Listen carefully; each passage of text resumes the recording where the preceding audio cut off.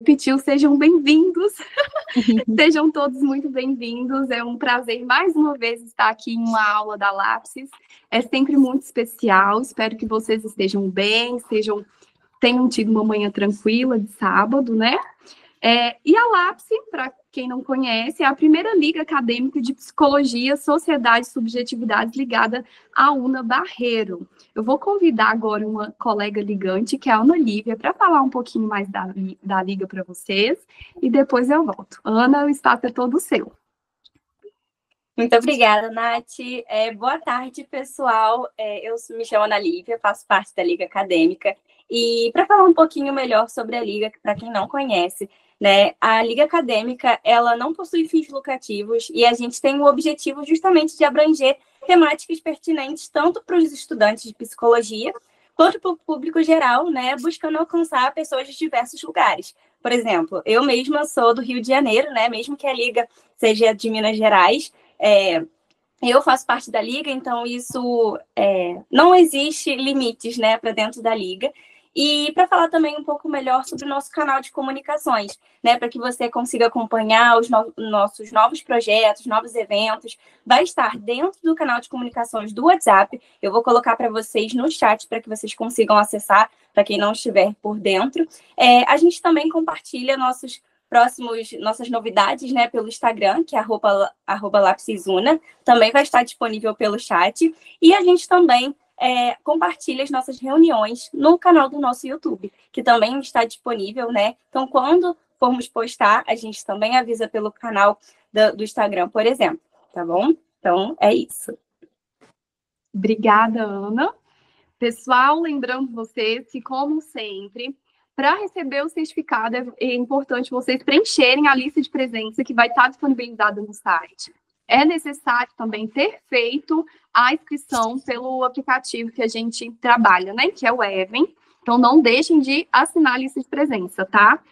E bora lá. Nós estamos hoje com uma convidada muito especial, que é a Isla Santos. Eu acho que se torna mais especial esse encontro ainda por ela ser uma psicóloga formada na UNA, que é, né, a nossa IES de vínculo aqui, exceto a Ana, né, como está no Rio, está em uma outra IES, mas ainda está dentro desse ecossistema ânimo. Então, estou muito animada para ver uma pessoa que formou onde eu estudo, né, onde estudamos, trazer essa explanação para a gente. O tema extremamente necessário, né? Cuidar de si para cuidar do outro. Eu acho que falar de cuidado é sempre importante, né? E não tem como cuidar do outro se a gente não aprender a olhar para si mesmo. E ela traz aí uma bagagem voltada para humanista, tem uma especialização aí na abordagem centrada na pessoa. Vai ser um prazer ouvi-la, tenho certeza que vai ser um encontro muito enriquecedor. Então, seja muito bem-vinda, Isla, o espaço é todo seu. Obrigada. Estou muito animada, estou muito feliz. Acho que realmente já é significativo, né, Nath, quando você fala por eu ser, então, aí uma psicóloga formada pela UNA. Então, para mim, é realmente assim, né, aquele ditado, a boa filha a casa torna, né? Eu tive a oportunidade de participar também de liga acadêmica, então eu sei da importância que é estar nesse encontro com vocês hoje. Assim, puxando uma sardinha, né, para a área aí da humanista, que é a qual eu me identifiquei, tive a oportunidade aí de me desenvolver. Então, assim, já vou deixar claro que eu posso me emocionar mesmo, né, a falar, enfim, relembrar aqui sobre a minha atuação, mas é muito legal saber que vocês, então, abriram esse espaço para trazer essa temática tão importante, que eu não tenho dúvidas que vai contribuir muito para a atuação de vocês, para esse processo de desenvolvimento agora, né? Por vocês estarem já, não são estudantes de psicologia, são psicólogos e psicólogas em formação, né? Bom, então, me apresentando inicialmente, aí brevemente, já fui muito bem apresentada, fiquei muito feliz aí com o convite. Eu sou a Isla, sou psicóloga da vertente humanista, como eu gosto sempre de me apresentar. Acho que hoje a gente já tem, né, diversas vertentes, a gente já passou aí de 20 abordagens na psicologia, o que é muito rico, né, porque são diversas formas de a gente enxergar o ser humano e entender que a gente realmente não é um ser, né, com uma única forma, uma única ideia ali, tão fixa, tão determinada, e com isso, então, a gente pode se enxergar com muito mais riqueza. E um olhar de uma complexidade também mais positiva, né? Eu me recordo que quando eu conheci a abordagem humanista, mais especificamente a ACP, eu estava no 5º período de psicologia, e eu não sei se foi aí, tem a ver com vocês, a experiência de cada um, de cada uma, mas eu entrei na psicologia porque eu conheci o Freud, né? Conhecia a psicanálise, já achava muito interessante as aulas de filosofia do ensino médio, né, que geravam ali aqueles conhecimentos voltados a Platão, as questões de id, ego e superego já me estimulavam muito. E aí eu entrei na psicologia, mas eu percebi que, poxa, eu não estava concordando muito com Freud, não, tinha alguma coisa ali errada. E aí a gente vai tendo, né, inicialmente ali aquele conhecimento um pouco mais amplo. E aí eu me recordo e eu lembro que lá no final do curso eu agradeci a professora Roberta, não sei se você já tem contato com ela, se alguém aqui já teve, ela deu a disciplina de teorias psicológicas, e aí ela explicou um pouquinho, né, sobre a psicanálise, sobre a TCC, e quando ela falou sobre a ACP, né, e sobre o Carl Rogers, intimamente, assim, me veio aquela sensação de, ai, graças a Deus. Era isso, né, era essa sensação que eu queria, quando eu entendesse realmente que era algo que era possível realmente de enxergar e de considerar em relação ao ser humano. Então, esse tema, e trazendo essa perspectiva de como eu conheci a minha abordagem, tem tudo a ver com o que eu vou propor para vocês hoje, né? Não que as outras abordagens, vertentes, não tragam ali percepções relacionadas a relações, mas a humanista, e mais especificamente a CP, trabalham ali com uma perspectiva que ela é tão mais gentil e tão mais interessada, que eu não poderia, então, deixar de já gerar esse interesse em vocês a partir do que a gente, então, vai tratar hoje, viu? Eu tive aí uma experiência inicial com a área de RH, né? Como todo e qualquer psicóloga em formação, eu estava muito curiosa em todas as áreas que a gente pudesse atuar. E aí eu me interessei pelo RH porque, ainda que o meu olhar fosse um pouco ali muito positivo em relação à área, e hoje a gente sabe que existem muitos desafios, eu queria saber como é que a gente poderia ali, enquanto psicólogo e psicólogo, apoiar as pessoas em suas carreiras, né? Então, eu tive ali um primeiro contato muito desafiador, eu fui passar em um primeiro processo seletivo, depois de 8 tentativas, o que me levou para a minha própria experiência com a psicoterapia. Então, trago esse marco para vocês, e a partir daí, então, deu tudo certo. Foi dando bom, né? Eu consegui ali ter uma experiência de atuação com recrutamento e seleção, atuei com a área ali de startups, na área de tecnologia, mas eu percebi que eu já tinha concluído esse sonho depois de 5 anos, tinha entendido muito sobre as relações, no conceito ali, no sentido mais corporativo, e me permito, desde 2020, 2021, né, quando eu peguei o meu CRP, a atuar aí com a clínica, onde eu tenho, então, me sentido ainda mais inspirada, tem sido ainda mais enriquecedor, e eu atuo hoje com foco na autoestima, né? Então, entendendo também o quanto que a nossa autoestima ela é afetada e ela afeta as nossas relações. Então, é isso inicialmente para vocês, e aí seguindo, então, né, eu queria já propor aí para vocês uma reflexão, entendendo um pouco mais aí da vivência de vocês. E, ó, fiquem abertas a trazerem comentários, falarem. A ideia realmente é para que seja um papo mesmo muito construtivo, né? Para que eu possa entender um pouco mais a percepção de vocês e que faça sentido. Já é muito de psicólogo humanista, né? A coisa do fez sentido para você, né? Percebe? Então, já é um convite. Isla? Oi? Só para te explicar um pouquinho sobre a organização da aula, geralmente a gente deixa livre para o convidado trazer a explanação toda certinha, à vontade, como você preparou um slide maravilhoso, que eu amei as cores aí para apresentar para a gente. Depois a gente abre para perguntas. Pode funcionar da forma ou você prefere que a gente vá interrompendo aqui no áudio e a gente também vai interagindo no chat.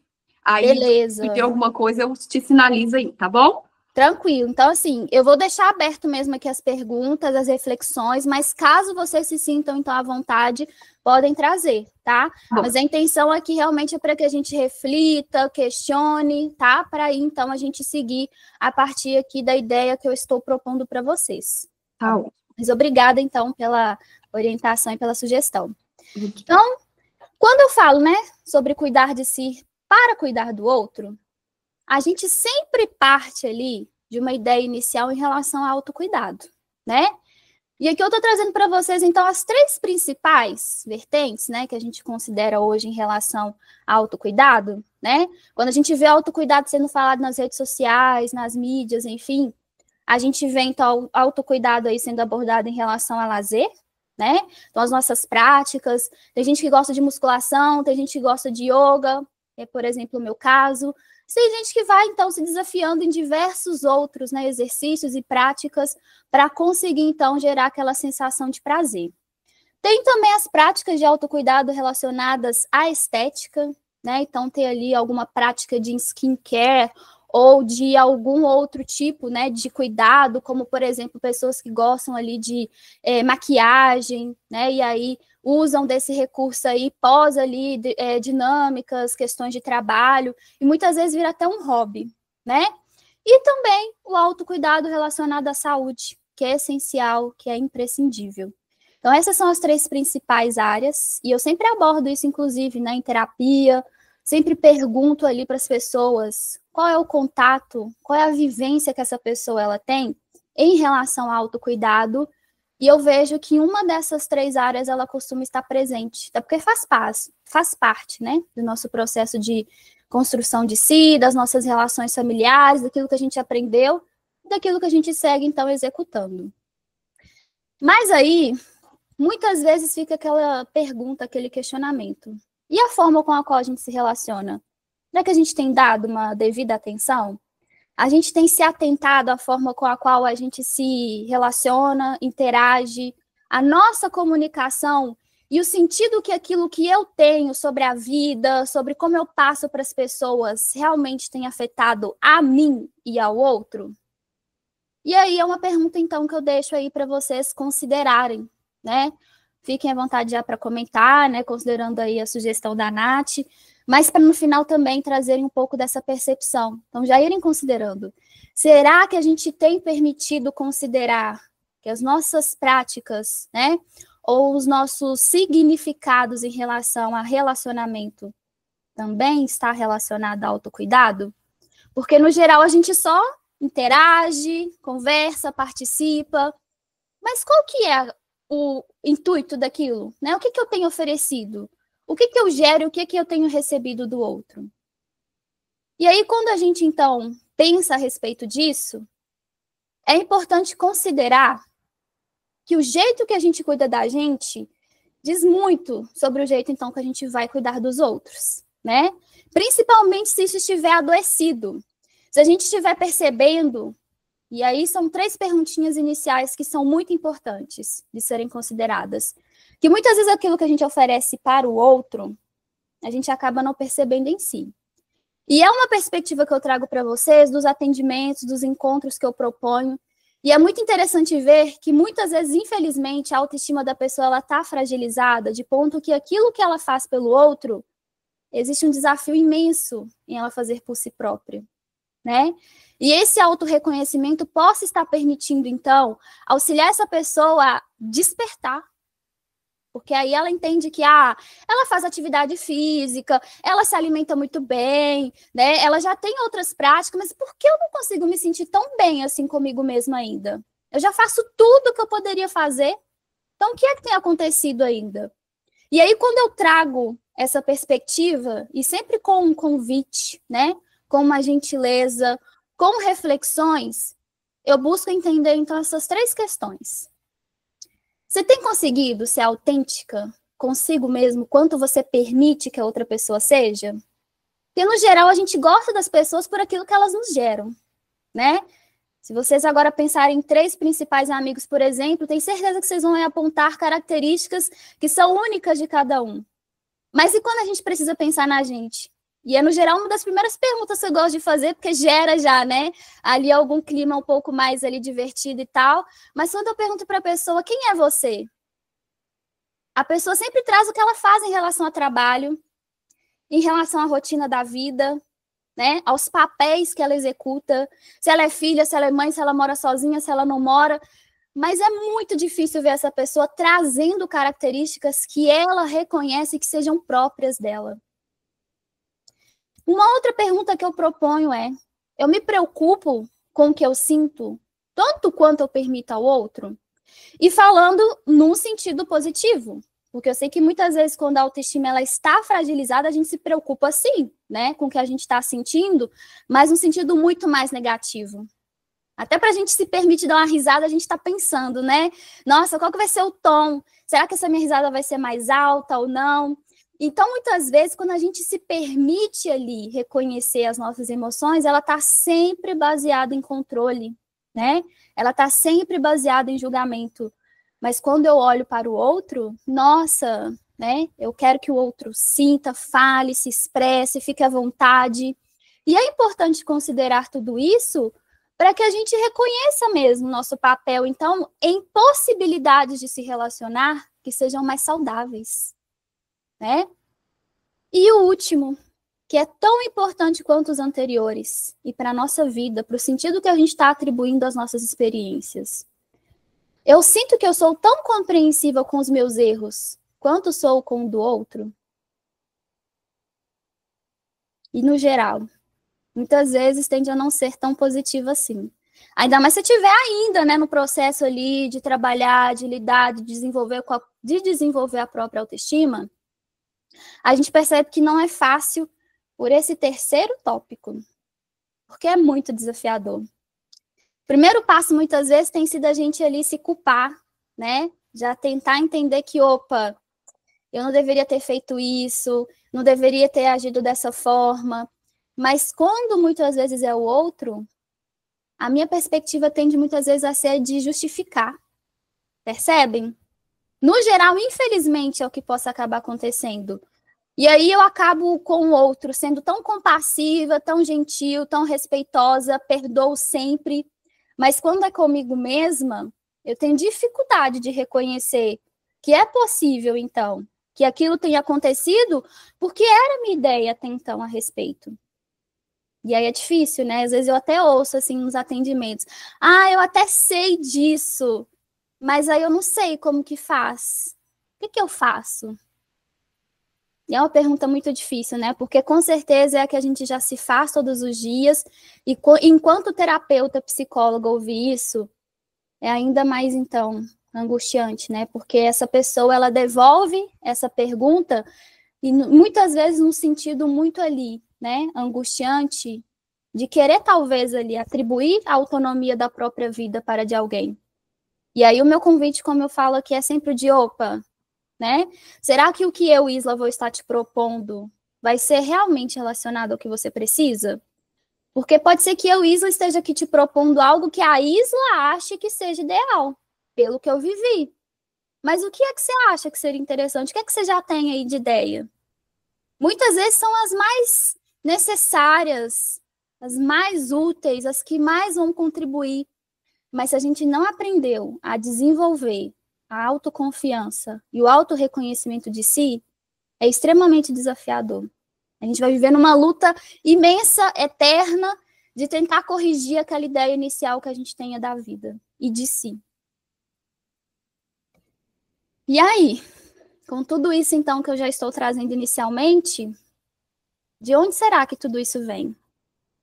De onde é que a gente pode, então, considerar que, poxa, realmente, né?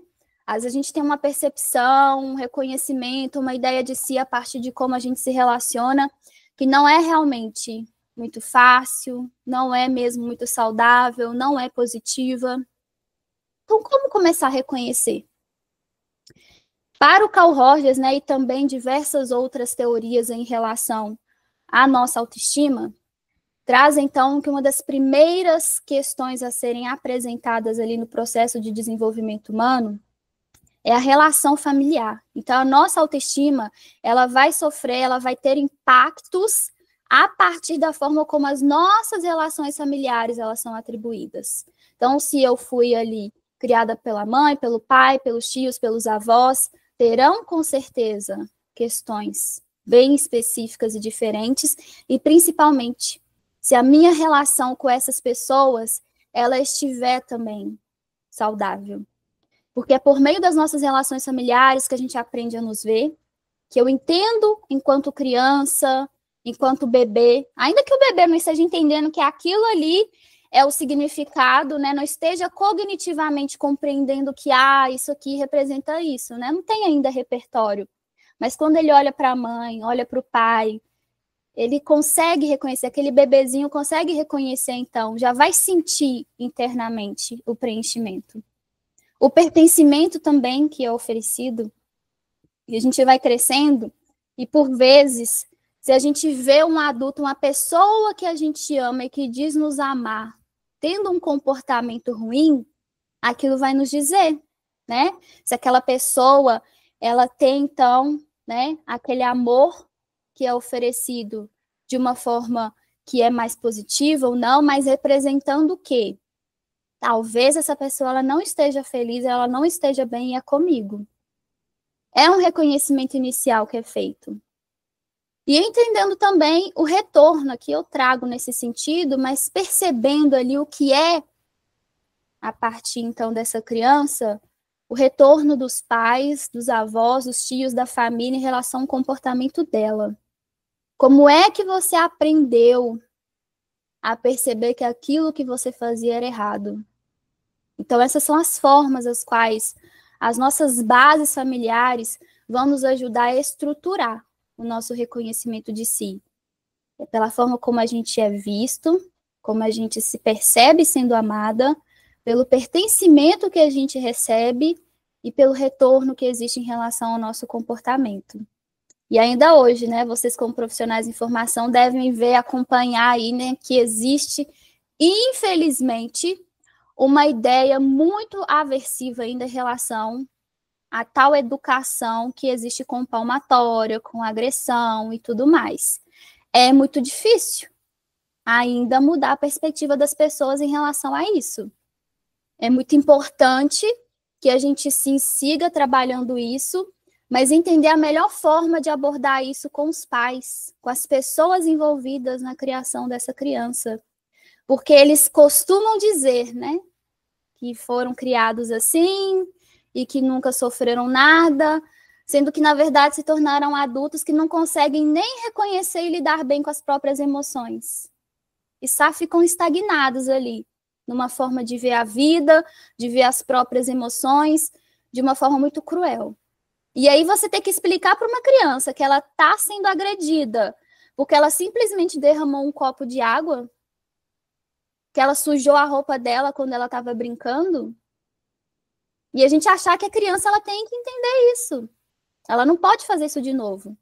Que a criança ela está apanhando porque ela foi autêntica, ela chorou, ou ela teve um comportamento ali super enérgico, e aquilo ali representava, então, um incômodo para os pais.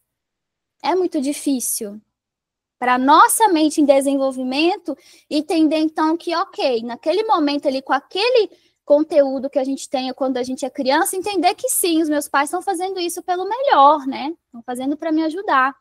Mas talvez é isso que esteja colaborando futuramente para que essa pessoa se sinta travada em se permitir realizar tudo e qualquer sentimento e realização que ela considere que seja capaz. Um outro ponto, então, é em relação às nossas experiências pessoais. Como é que eu entendo as situações à minha volta? Será que eu tendo, então, a enxergar situações como realmente sendo aprendizados? Ou eu tenho percebido que o que acontece me gera um sofrimento além da conta, né? Será que eu tenho conseguido obter uma perspectiva mais ampla, mais saudável das situações? Ou, infelizmente, eu não estou conseguindo lidar com as minhas emoções da melhor forma? Quais referências fazem parte de nós? É um bom ponto de partida. Muitas vezes compreender como as nossas emoções elas acabaram aí sendo desenvolvidas de uma forma que a gente não consiga compreender, então, a partir de novas experiências, de possibilidades, que as nossas experiências, elas estão a nosso favor. Aquilo que eu sinto a partir de o que eu vivi é um sinal. As nossas emoções não são um problema, são sinalizadores, né? Então, se eu me sinto triste, se eu me sinto magoada, se eu me sinto chateada a partir de alguma situação, o que isso me diz a respeito do que eu vivi? Se eu me sinto feliz, se eu me sinto empolgada, também é um bom sinal. Mas o que que isso representa? Será que eu dou conta de lidar com qualquer outro sentimento que não seja esse? E isso em relação, inclusive, às pessoas, né? Mas aí, então, trazendo um sentido um pouco mais reflexivo, todas essas questões que eu tenho apresentado até então, queria sugerir, então, para vocês, vou abrir aqui para vocês conhecerem, não sei se alguém aqui já tinha ouvido, visto, falar desse curta, Float. Se alguém tiver visto, enfim, levanta a mãozinha aí para eu saber, né? Mas é uma animação... Ah, legal, legal. É uma animação que eu acredito que ela ilustra bem, né? Essa relação familiar, para quem já viu, possa ter percebido. Mas o convite aqui, então, é para reconhecer, a partir dessa perspectiva que eu estou propondo, como é que a gente entende, então, né? E essa pergunta aqui que eu estou considerando já.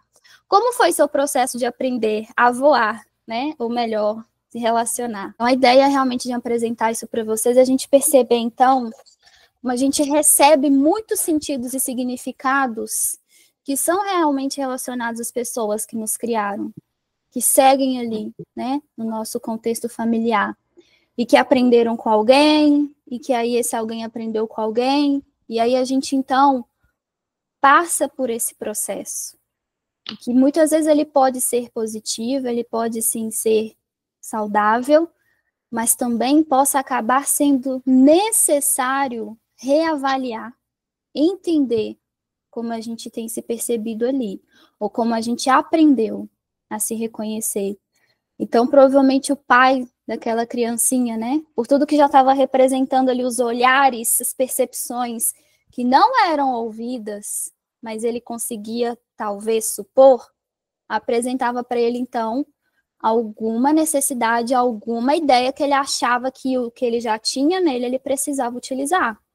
Então, ele entendeu que ele precisava, talvez, passar aquela orientação que já tinha sido recebida antes, aquela forma de cuidar que ele já tinha recebido para o filho. E aquele momento final, que ele, ao expressar o sentimento dele, ele pôde reconhecer, é muito justo a gente reconhecer com as pessoas que nós fomos criados, né? Que nós nos relacionamos na nossa primeira fase de vida. Porque se a gente se permitir isso, a gente pode se permitir, então, entender que algumas coisas realmente não deram muito certo. Não foram tão saudáveis, não foram tão positivas.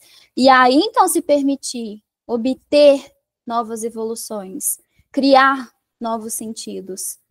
E aí, seria bom, né? Se toda e qualquer história aí acontecesse e finalizasse dessa forma, né?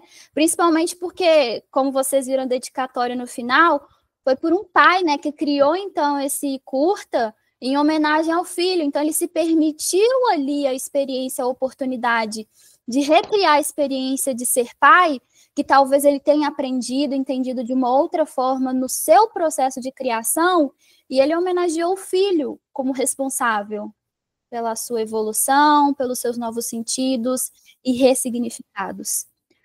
Mas isso não acontece da melhor forma. E quando não existe ali, então, né, esse passo em que os nossos pais, nossos avós, nossos cuidadores vão perceber que, poxa, realmente errei, realmente eu poderia ter feito de uma outra forma, eu gostaria que você me perdoasse, eu gostaria de reconhecer, aquele olhar, né, do pai para o filho que demonstrava, então, ali aquele arrependimento, e que muitas vezes, para pessoas de diversas idades, era só um olhar, né, que era necessário de receber.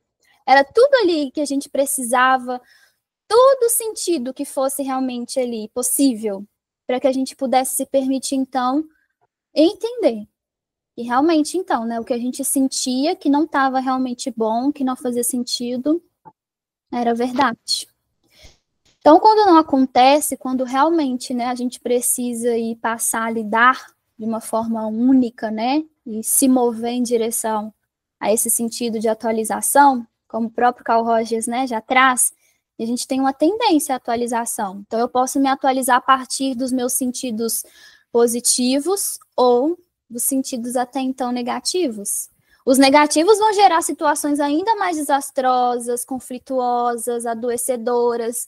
As positivas possam sim me oferecer novas evoluções. Eu vou precisar recriar, pode ser que realmente leve um pouquinho mais de trabalho, ou muitas vezes é proposto em terapia, né? A gente entender, então, que a terapia ela é realmente um processo de muito, muito cuidado para que a gente consiga ir avançando e perceber quando a gente precisa fazer uma pausa, entender algum aspecto e se permitir avançar com algo a partir dali.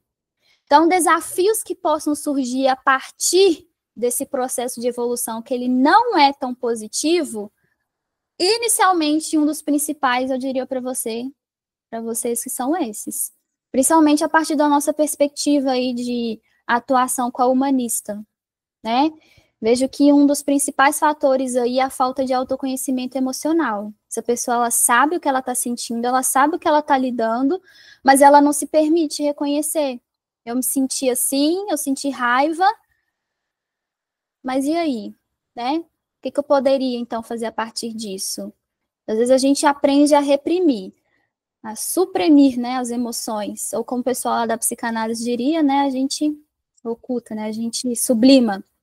Mas a falta de autoconhecimento emocional, ela é muito característica, então, dessa falta mesmo, né, de apoio, de acolhimento, da criança que chora, e aí ela chora, e aí ela ouve um adulto falando que ela precisa engolir o choro, ela ouve um adulto falando que ela é muito chorona.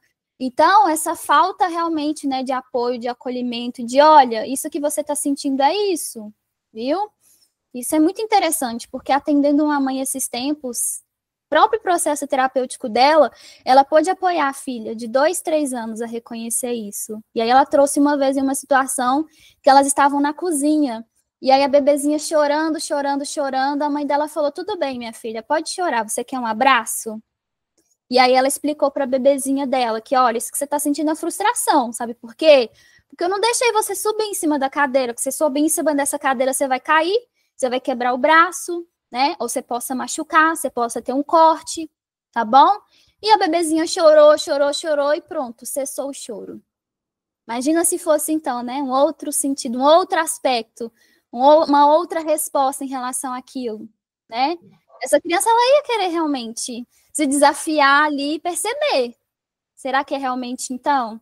Né, isso, eu preciso então fazer. Agora eu tenho que fazer. Possa acabar existindo isso até para que a criança entenda que ok, né? Então, se ninguém falou, eu tô aqui chorando, eu tô chateada, então eu vou fazer de novo, né? Não sei por que eu não posso fazer.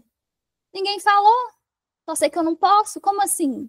Então fica difícil, né? Para aquela mentezinha ali, para aquela mente em construção, aquela habilidade a ser desenvolvida, que tal coisa não é possível, mas não tem uma razão, não tem uma justificativa, né? Uma outra questão é a influência na externa, porque quando a gente, então, não tem ali, né, uma base relacional que ela nos permita se reconhecer e celebrar as nossas características, quando a gente vai se relacionar no externo, a gente possa acabar ali recebendo, né, diversos estímulos, e todos eles serão muito interessantes, todos eles serão muito úteis, principalmente se eu receber o mínimo que seja de atenção. Se eu receber o mínimozinho, assim, ó, que seja de interesse do outro em me conhecer.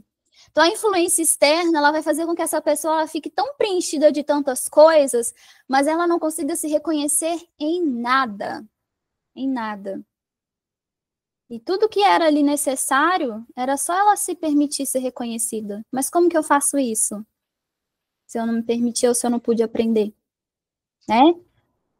A resistência à mudança, e aí é também um outro contexto bem desafiador, né?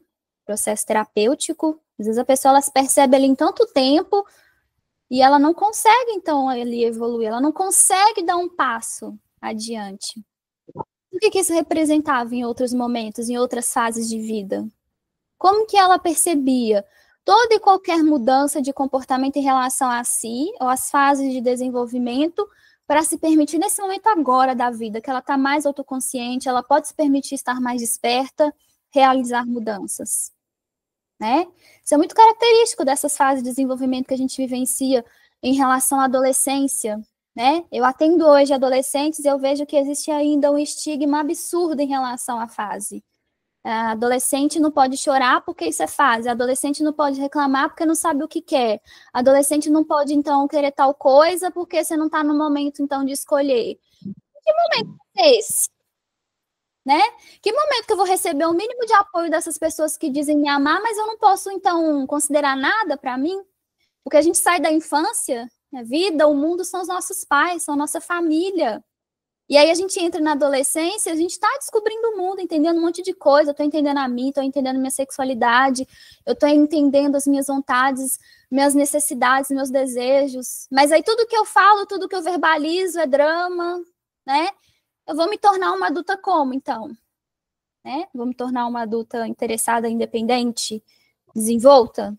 Talvez não. Talvez eu vou querer realmente ficar mais aqui confortável mesmo. Essa situação tá ruim? Ah, tá ruim, mas... poderia estar pior, né? Poderia estar pior por quê? Porque se eu precisar sair daqui, nossa, vai ser muito difícil. Como é que eu vou fazer isso? Não tem como. As desconstruções são outros desafios aí bem consideráveis. Que ainda que no processo ali terapêutico humanista a gente tenda a ir conduzindo, né, de forma ali a percepções mesmo, né, mais significativas, essas desconstruções que são necessárias, elas vão representar um desafio se o que eu vejo das pessoas que inicialmente poderiam ali me ajudar a entender a vida e o mundo, a perspectiva delas já era muito limitada de alguma forma. Às vezes pela religião, sem aqui fazer nenhum tipo, né, de crítica e julgamento a respeito, mas entendendo como muitas vezes a dificuldade da desconstrução ela está aí, né? Das perspectivas de mundo para além, então, das escolhas ali que os pais, que a família fez, desconstruir uma ideia de que, nossa, minha mãe, meu pai, sei lá, passava a vida toda falando que eu era assim, que eu era de tal jeito. E eu não sei, então, me ver se não for assim. Se eu tiver que te explicar quem eu sou a partir disso, eu não consigo. Não tem como. Né? É o que eu sei. Você vai tirar isso de mim? Né? Então, não é realmente o nosso papel enquanto terapeuta. A gente pode ali, então, entender, perceber até onde, então, né? Esse sentido, essa ideia vai, sabe?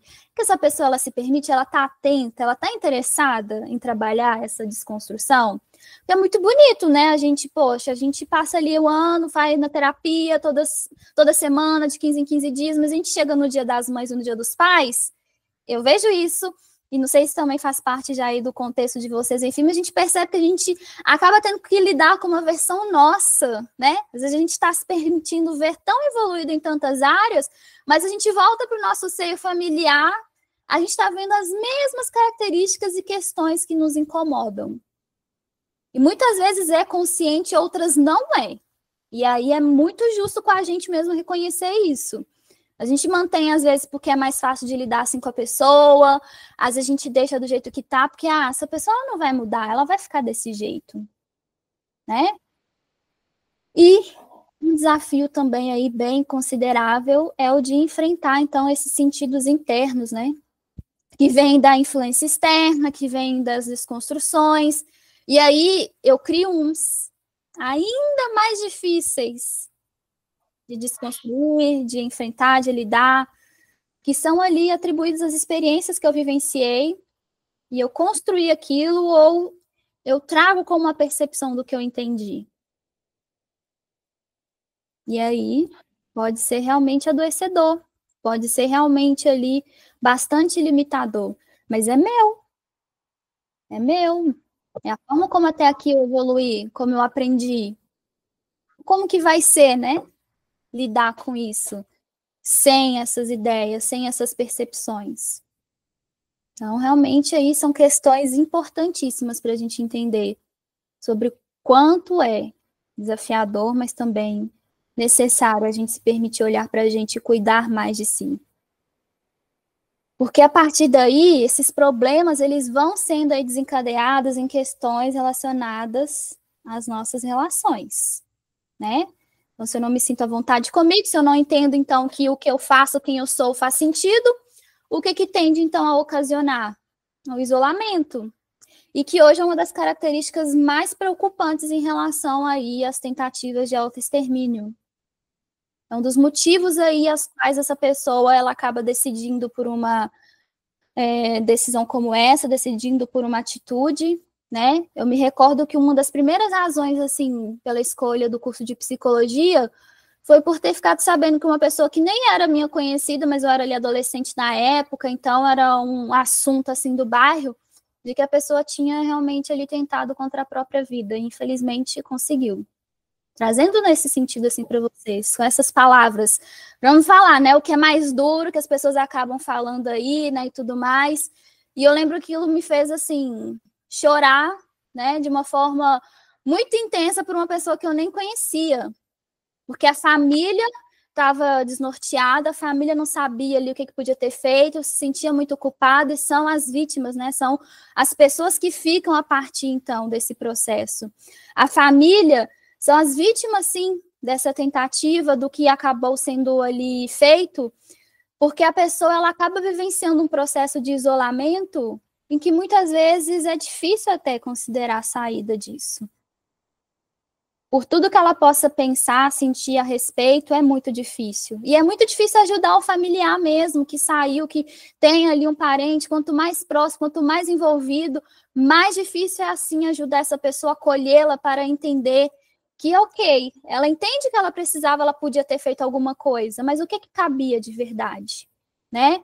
Porque o isolamento é uma característica ali muito, muito, muito impactante da vida de uma pessoa. A gente está próximo de quem a gente gosta, a gente se permite interagir, é muito, muito saudável. É uma das principais formas realmente da gente se cuidar. Mas se a gente não está bem, é uma das mais necessárias. Não é verdade? A falta de identidade, no sentido de que a pessoa, ela não sabe descrever bem o que ela gosta, ela não consegue se perceber nas coisas que ela faz, ocorre uma perda de sentido imensa da vida, do trabalho, das coisas, e aí ela não sabe muito bem ali como ela se relaciona da melhor forma, ela tem vergonha de si, ela se sente constrangida por toda e qualquer tentativa de interação, então isso vai gerando ainda mais, né, aquela angústia, aquele medo, aquele desafio de se aproximar do outro. O medo de desagradar, que é um dos principais em relação à baixa autoestima, que o medo de desagradar ele tem ali, então, consequências que são drásticas para a pessoa. Ela não consegue se posicionar, ela não consegue dizer não, né? Conseguir evitar experiências que ela não esteja confortável em ir, por medo de enxergar que o outro ali possa receber mesmo. Não, o outro precisa realmente dessa resposta. Às vezes não é nem eu, às vezes é o outro. Às vezes ali pela relação, e para que seja realmente da forma mais saudável, o outro precisa entender qual que é a minha participação nisso. Mas o medo de desagradar, ele tem uma relação imensa com a falta de reconhecimento do próprio valor. Então, se eu não vejo valor em mim, nossa, para mim essa pessoa ela realmente está fazendo um favor para mim ao se relacionar comigo. Então, por que eu vou deixar essa pessoa chateada com qualquer coisa que seja? Não vou, de jeito nenhum. Não posso fazer isso com essa pessoa. A falta de autenticidade, que ainda, né, que possa parecer similar aqui, a falta de identidade, na verdade faz com que essa pessoa não consiga falar nada, ela não consegue realmente ali dar uma risada que seja de uma brincadeira, de uma situação, ou cantar uma música que goste, porque aquilo gera uma vergonha, uma falta mesmo de sentido da situação. Eu tô aqui porque alguém me convidou, eu tô aqui porque tal coisa, então eu tenho que ficar quieta, né? Às vezes é aquela criança lá, ó, do passado. Ah, era tão comportadinha.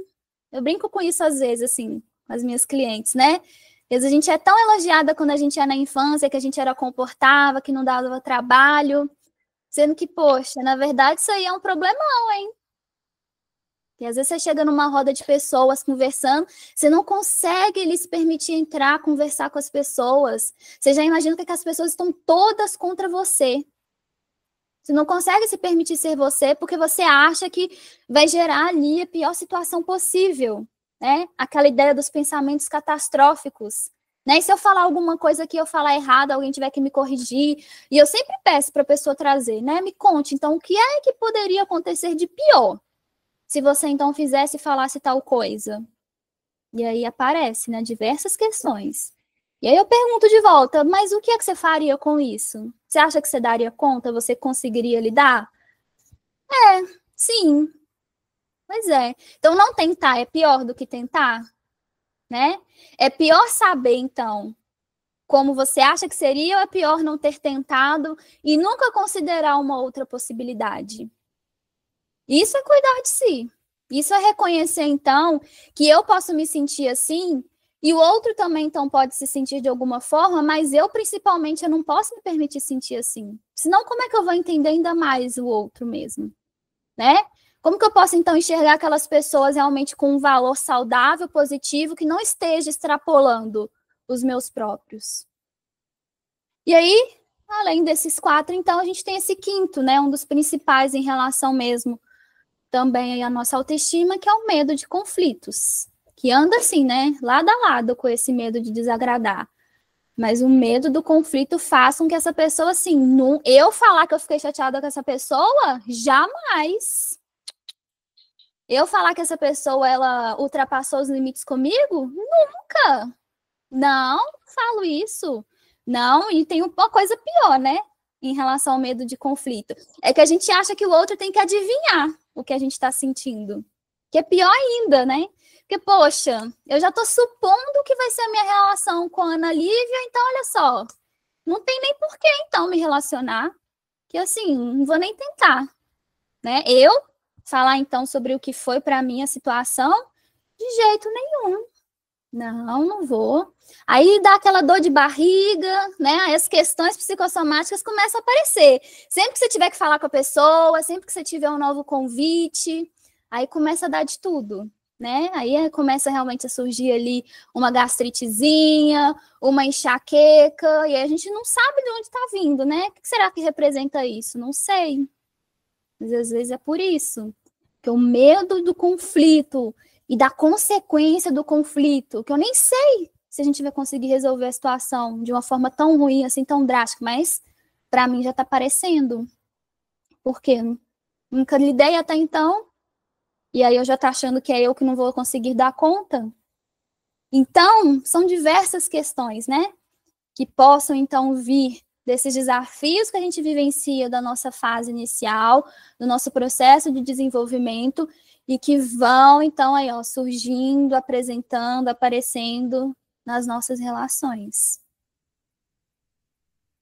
E aí, né? Pensando aí nas redes sociais. Falando de relações, dá para falar de redes sociais, né?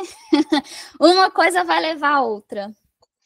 Pensando, então, nos dados aí que têm sido cada vez mais alarmantes, né? Tanto que a gente está, então, conectado. Tem diversos conteúdos, diversas informações que vão aí apresentando, que vão indicando. A neurociência está cada vez mais preocupada mesmo com os estímulos, afetamentos que envolvem o uso das redes sociais para a saúde mental, para o desenvolvimento infantil, né? Então, é um assunto, um conteúdo para que a gente se permita cada vez mais se interessar enquanto psicólogas e psicólogos, porque isso aí vai ser cada vez mais conteúdo daqui para frente, viu? Para trabalho, assim, toda e qualquer área. Não sei se vocês viram recentemente, mas temos que comentar, né? Apesar de que às vezes as questões furam a bolha, e aí na hora que a gente vê as pessoas estão comentando de tudo. Mas a CPI das Bets, por exemplo, que está aí mostrando, então, que a influência dos tais digitais influências levam as pessoas aí a um adoecimento mental e as pessoas estão, então, tentando contra a própria vida.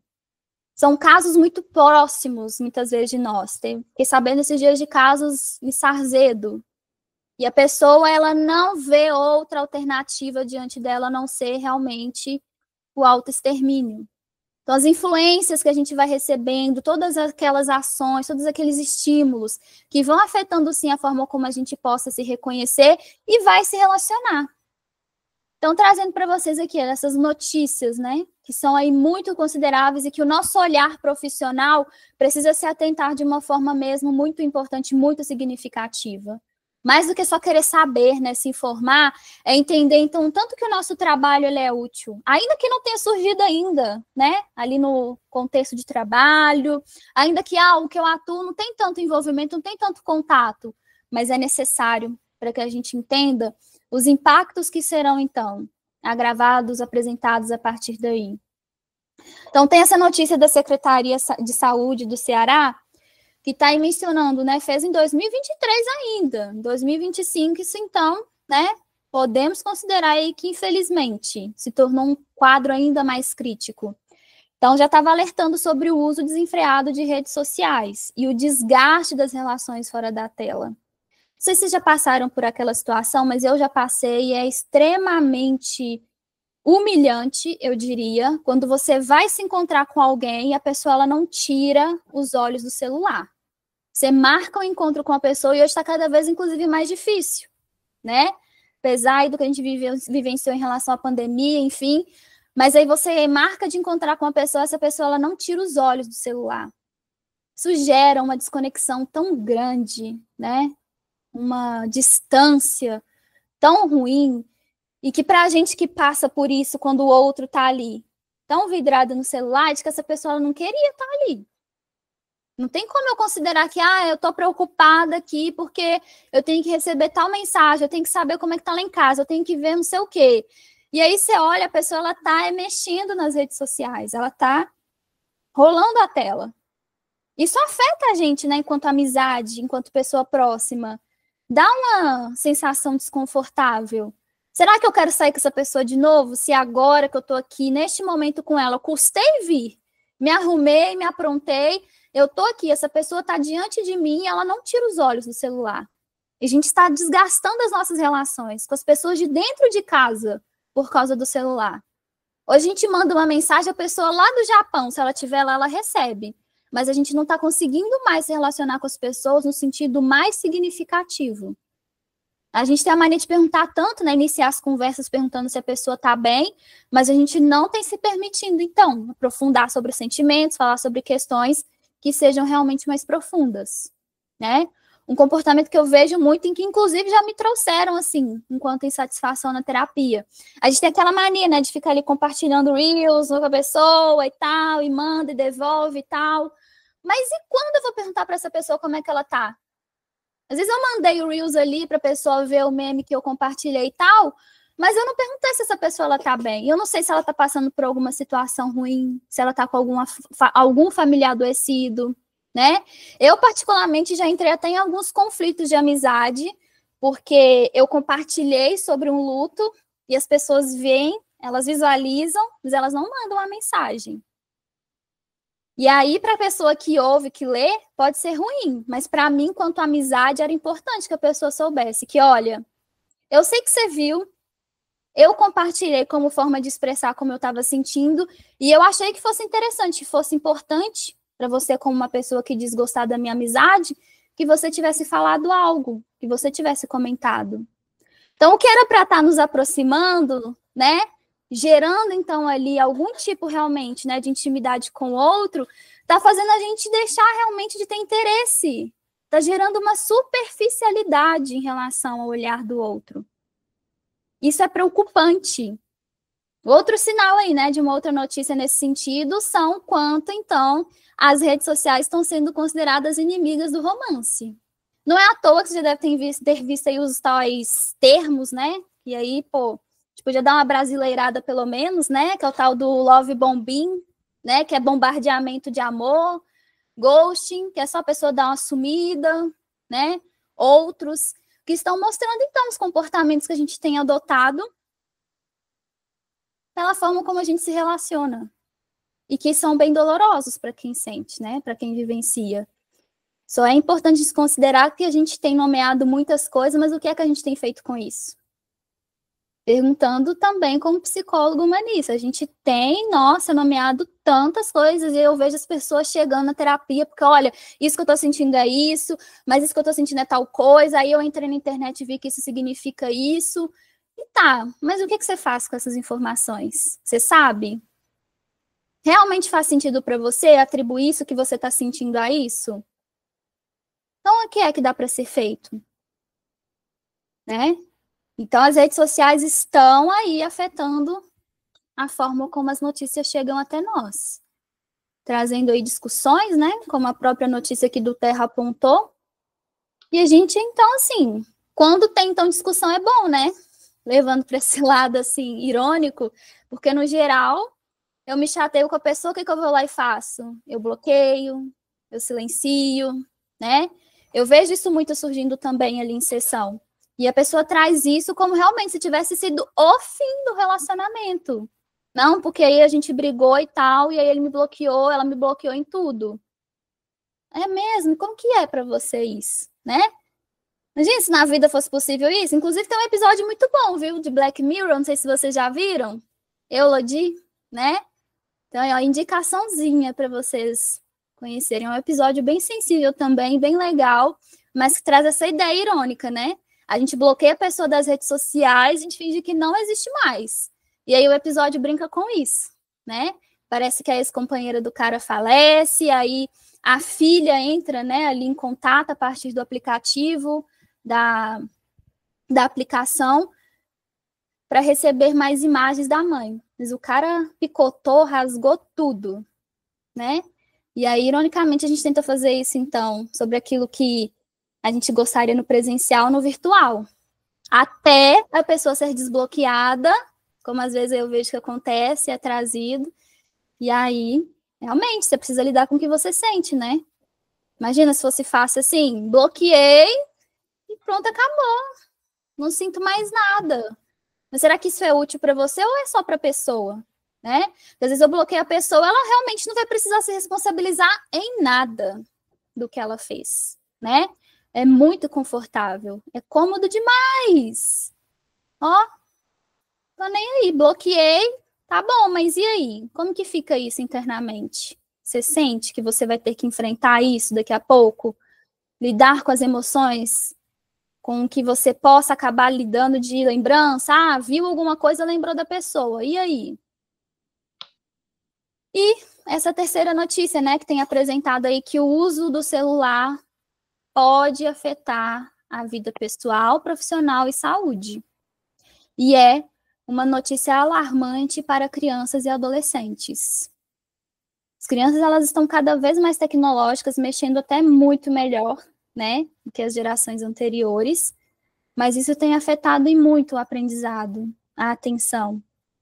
Os filmes, inclusive, não sei se vocês já viram aí, andaram até fazendo umas atualizações aí para que as pessoas voltassem a se interessar.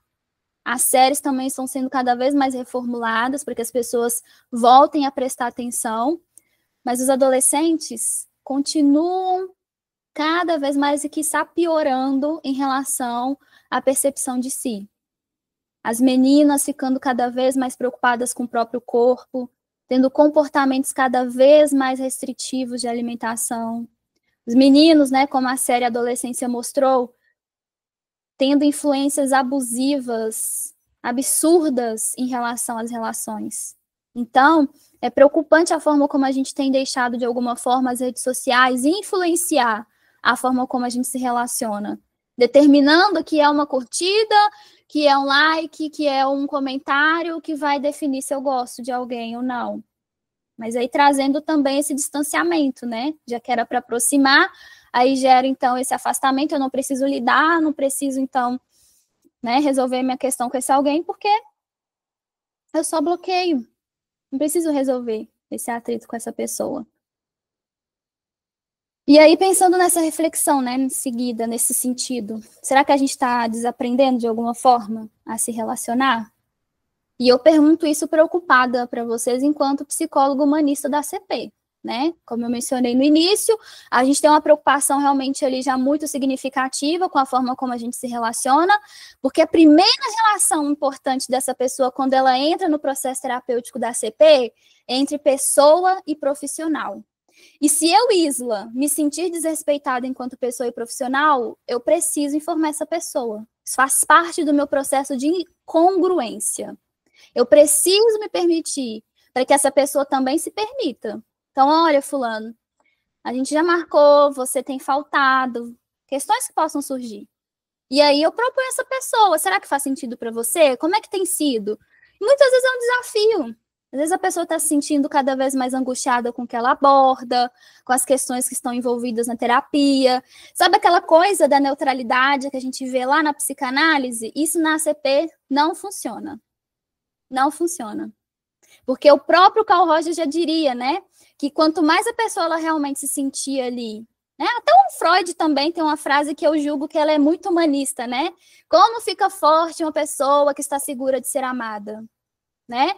Não é à toa que o Rogers teve até uma atuação base ali, inicial com a psicanálise, e aí, a partir disso, então, ele foi aí criando, estruturando a ACP.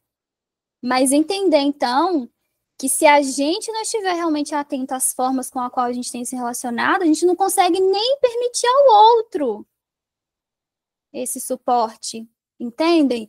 Se eu não consigo mostrar para essa pessoa que, olha, você precisa realmente, né, estar mais atento ao seu processo terapêutico, olha, eu estou nesse horário combinado com você, é importante que você se atente a isso, sabe? Porque se a gente usa da neutralidade nesses momentos, como é que essa pessoa vai estar enxergando o trabalho que eu faço?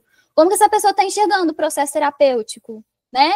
Pô, a gente vê que a TCC tem um tempo ali determinado de atuação, que é breve mesmo, fora a psicoterapia breve, que também é uma outra abordagem, mas na psicanálise as pessoas ficam anos e anos e anos e anos. E qual que é o sentido disso?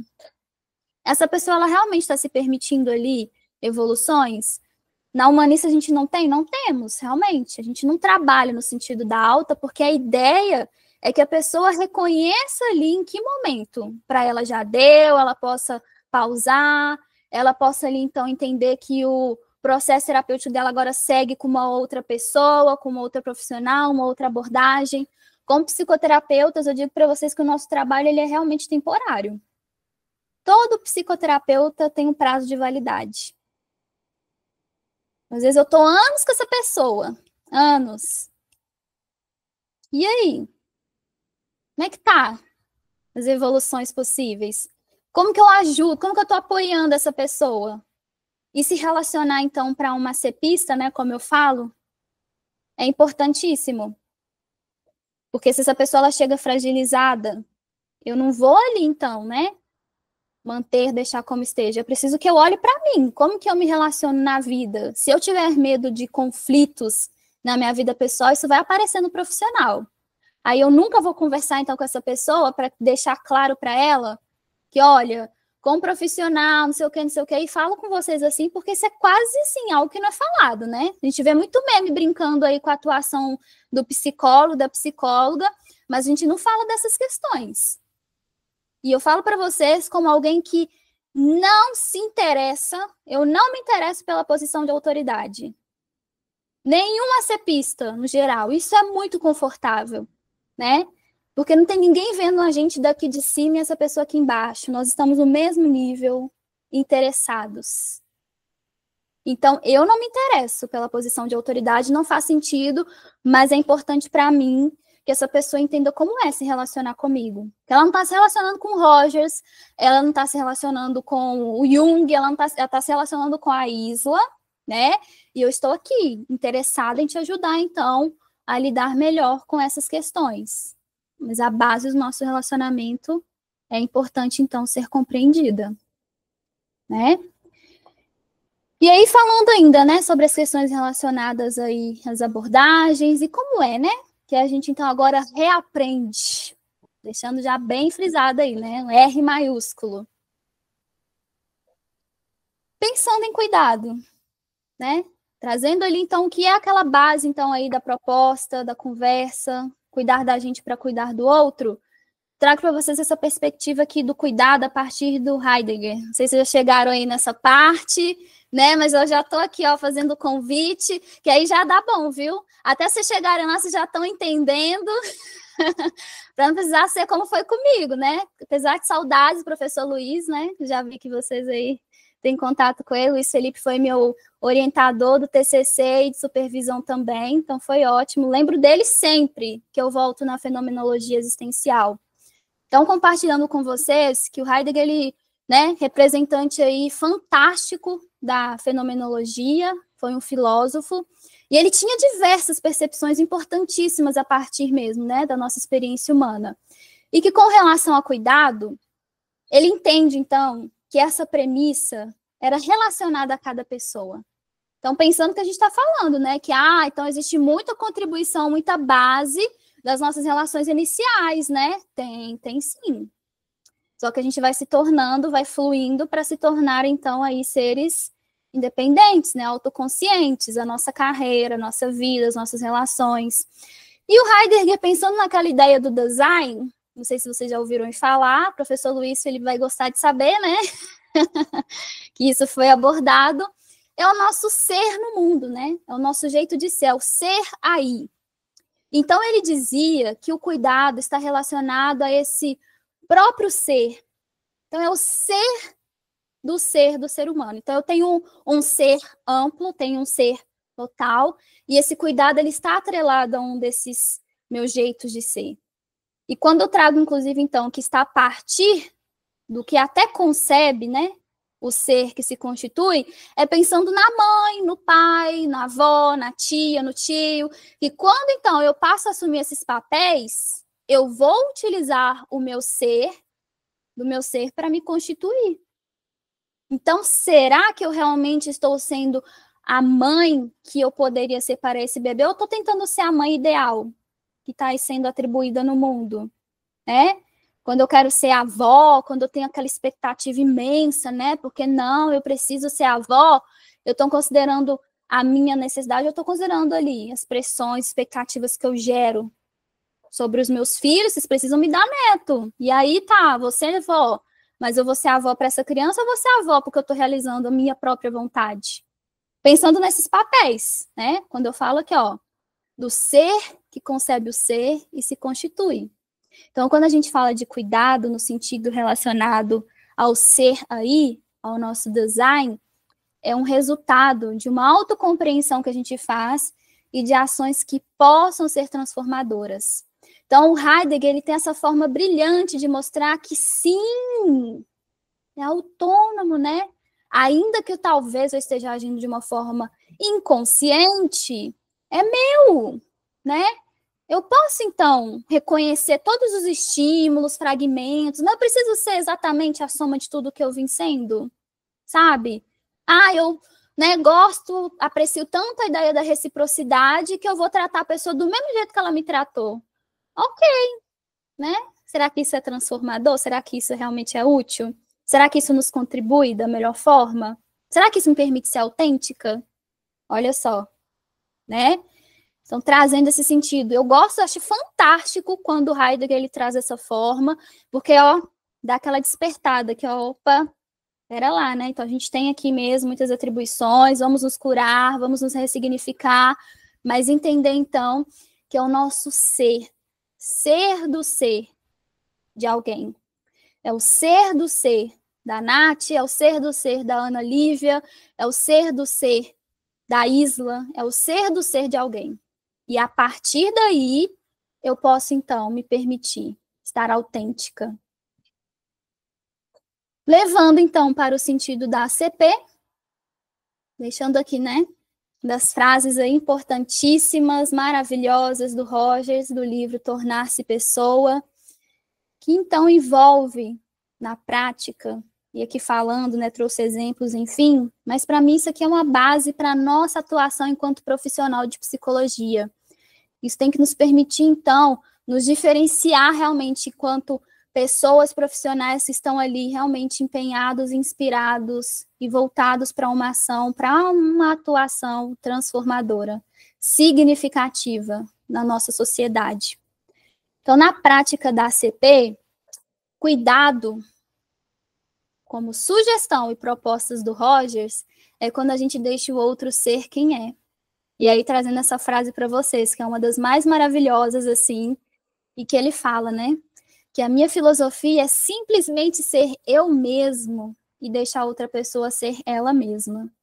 Ele já começa o livro assim, viu, galera? Então, não sei se alguém já leu, mas é um livro lindo, fantástico, porque ele conta a história dele, ele vai contando sobre os trabalhos, sobre as pesquisas que ele realizou, ele fala sobre os desafios que ele enfrentou, porque a gente fica achando, né? Nossa, né? O Freud deve ter sido assim, fantástico, né? Acima da média. Não, todos esses teóricos importantíssimos para a nossa profissão vivenciaram experiências que talvez a gente nem imagine, né? O quão ali eram bases e até próximas das nossas experiências.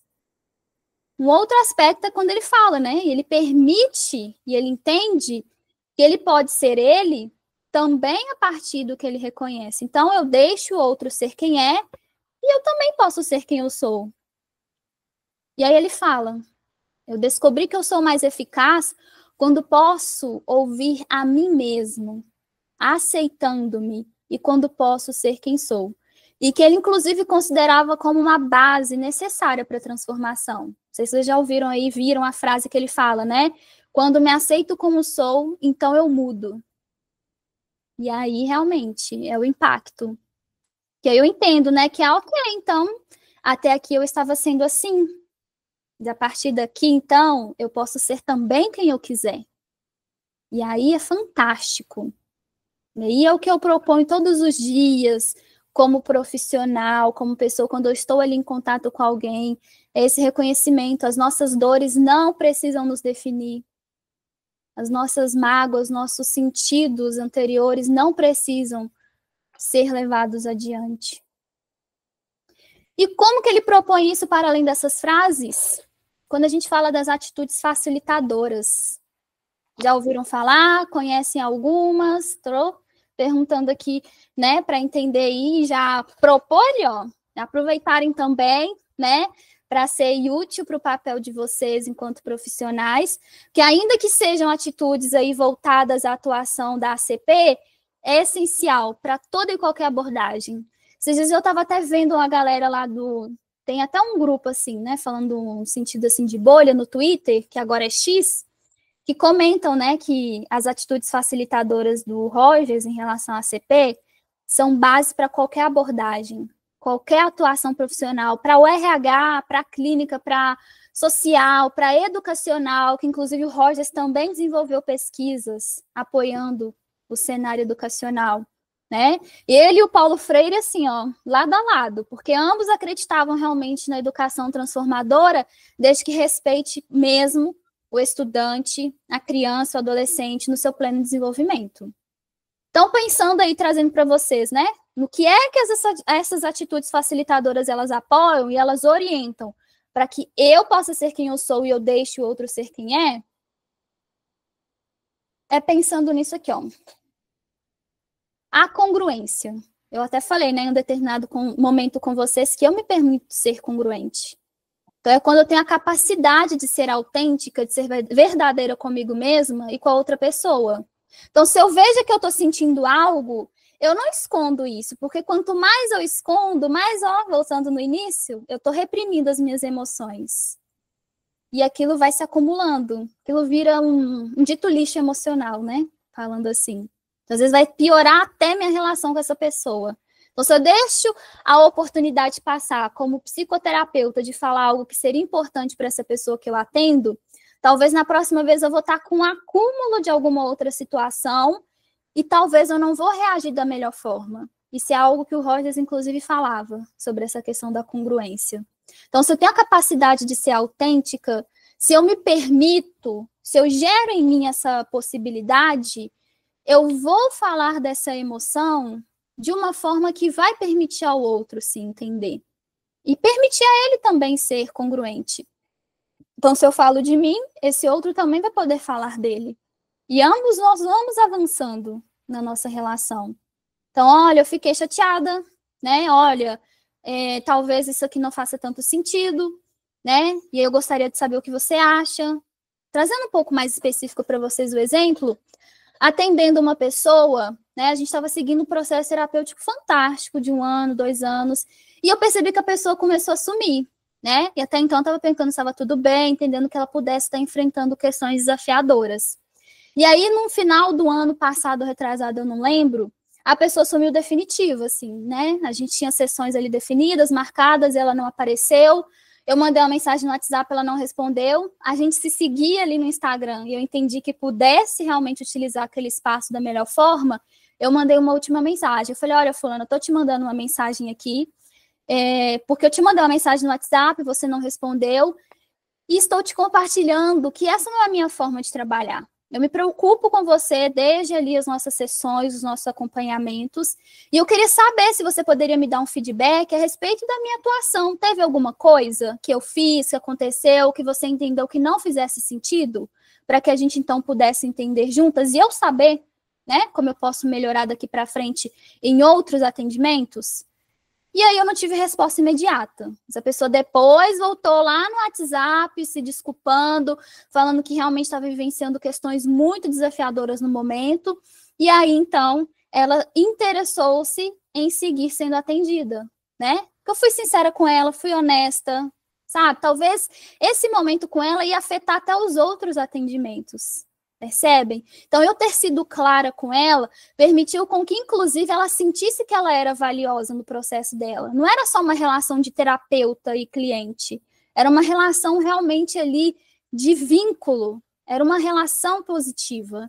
Então, quando eu falei como eu me senti, ela compartilhou o que ela sentiu, a gente percebeu que realmente fazia sentido dar continuidade. E esse desafio que a gente teve mostrou para ela que ela precisava mesmo dar atenção a relação dela não com os outros só, porque ela já se mostrava muito preocupada com os outros a partir daquilo que eu mencionei para vocês, né? Dos desafios e do quanto a gente percebe que, poxa, tudo isso só mostra que, então, as minhas relações externas são importantes, mas a minha comigo mesma, se eu tenho apresentado algum tipo de comportamento que tem sido muito desafiador, não esteja tão boa assim. E quando ela, então, gera esse comportamento comigo, enquanto profissional, eu entendo que não é sobre mim. É importante a gente saber diferenciar. Mas era o momento de eu ser psicoeducativa com ela. E aí é importantíssimo, né? Mas a gente, na humanista, a gente não é tão diretiva, né? Que é verdade. Às vezes precisa, sim. A verdade é essa, né? Rogers mesmo, em determinado momento, ele abandonou essa ideia. Tem muitos supervisores que falam isso, inclusive. Que às vezes a gente fica naquela preocupação. Eu tive muito, inclusive, no início, de não ser diretiva. Eu não quero ficar falando para a pessoa que ela acha que ela tem que fazer. Eu não quero ficar falando para a pessoa que isso, aquilo está errado. Mas nesse momento foi sobre entender que ser psicoeducativa era importante. Então, olha, eu percebi que eu me sentia assim. Estou te compartilhando isso para entender sobre você. E pronto. Concluímos isso. E é a melhor coisa, não é? Quando a gente conversa sobre, a gente não precisa voltar naquilo em nenhuma das nossas relações. Seja pessoal, profissional, né? Às vezes a gente briga com pessoas nas nossas relações amorosas, e aí você briga, daqui a um ano vocês estão discutindo pela mesma coisa. Isso mostra que não foi resolvido. Congruência. É essa capacidade, então, de se permitir exprimir. Falei, pronto, né, fui clara, e aí eu gostaria, então, que essa pessoa também fosse comigo. Exemplo, né? Um outro aspecto aí, uma outra atitude facilitadora é a aceitação positiva incondicional, né? Então, isso aqui, gente, já descarta aquela ideia que eu mencionei, né, de que a gente, na humanista, a gente não é neutra mesmo, sabe? A gente não vai realmente ficar ali ouvindo o outro e não exprimir nenhuma reação. Às vezes a gente ouve situações muito desafiadoras e que não tem nenhuma outra palavra que não seja eu sinto muito, que vai, então, apoiar essa pessoa da melhor forma. Porque, às vezes, no geral, ela já está cansada de ouvir, que ela tem que resolver. Olha, se eu fosse você, eu fazia isso, tá? Ah, mas se fosse eu não deixava. Se fosse eu não passava por isso. Então, muitas vezes, no cenário terapêutico, o mais importante ali é acolher. E a aceitação positiva incondicional, ela permite que a gente possa valorizar o outro sem fazer nenhum juízo de valor, sem nenhum julgamento, sem gerar nenhuma expectativa, eu só estou aqui te ouvindo e pronto. Eu não acho que a gente tem que fazer alguma coisa com isso imediatamente, sabe? O tempo é da pessoa, o momento é dela. Às vezes a pessoa falou algo e a gente fica preocupada de tentar preencher aquele vazio, aquele espaço que fica. Isso vocês vão ver que vai surgir. Eu estou aqui adiantando vocês, tá? Sobre o que vai ser daqui a pouco supervisão de atendimento. Eu lembro que o professor Luiz, ele falava muito e eu ficava assim, nossa, e agora, né? O que eu falo? O que eu pergunto? Nada. A gente tem que falar simplesmente nada. Essa outra pessoa, ela só precisa saber isso. Ela está sendo ali acolhida, né? E a compreensão empática, que é mais do que só ter empatia, é a gente se dispõe a enxergar realmente o mundo do outro, a partir do que ela está sentindo, né? Dos sentimentos que estão atribuídos àquele momento, ao que ela fala agora, que às vezes eu pergunto, né? A pessoa está falando de uma experiência, de uma situação do passado, e eu pergunto, como que é para você falar sobre isso? Como que você está se sentindo, né? Porque nesse momento, então, a minha compreensão empática, ela me auxilia a apoiar essa pessoa no entendimento da dor, do incômodo dela. E entender as perspectivas dessa pessoa sobre aquela situação. Talvez eu tenha uma ideia sobre o mundo que, nossa, evoluidíssima, que não cabe para a compreensão empática.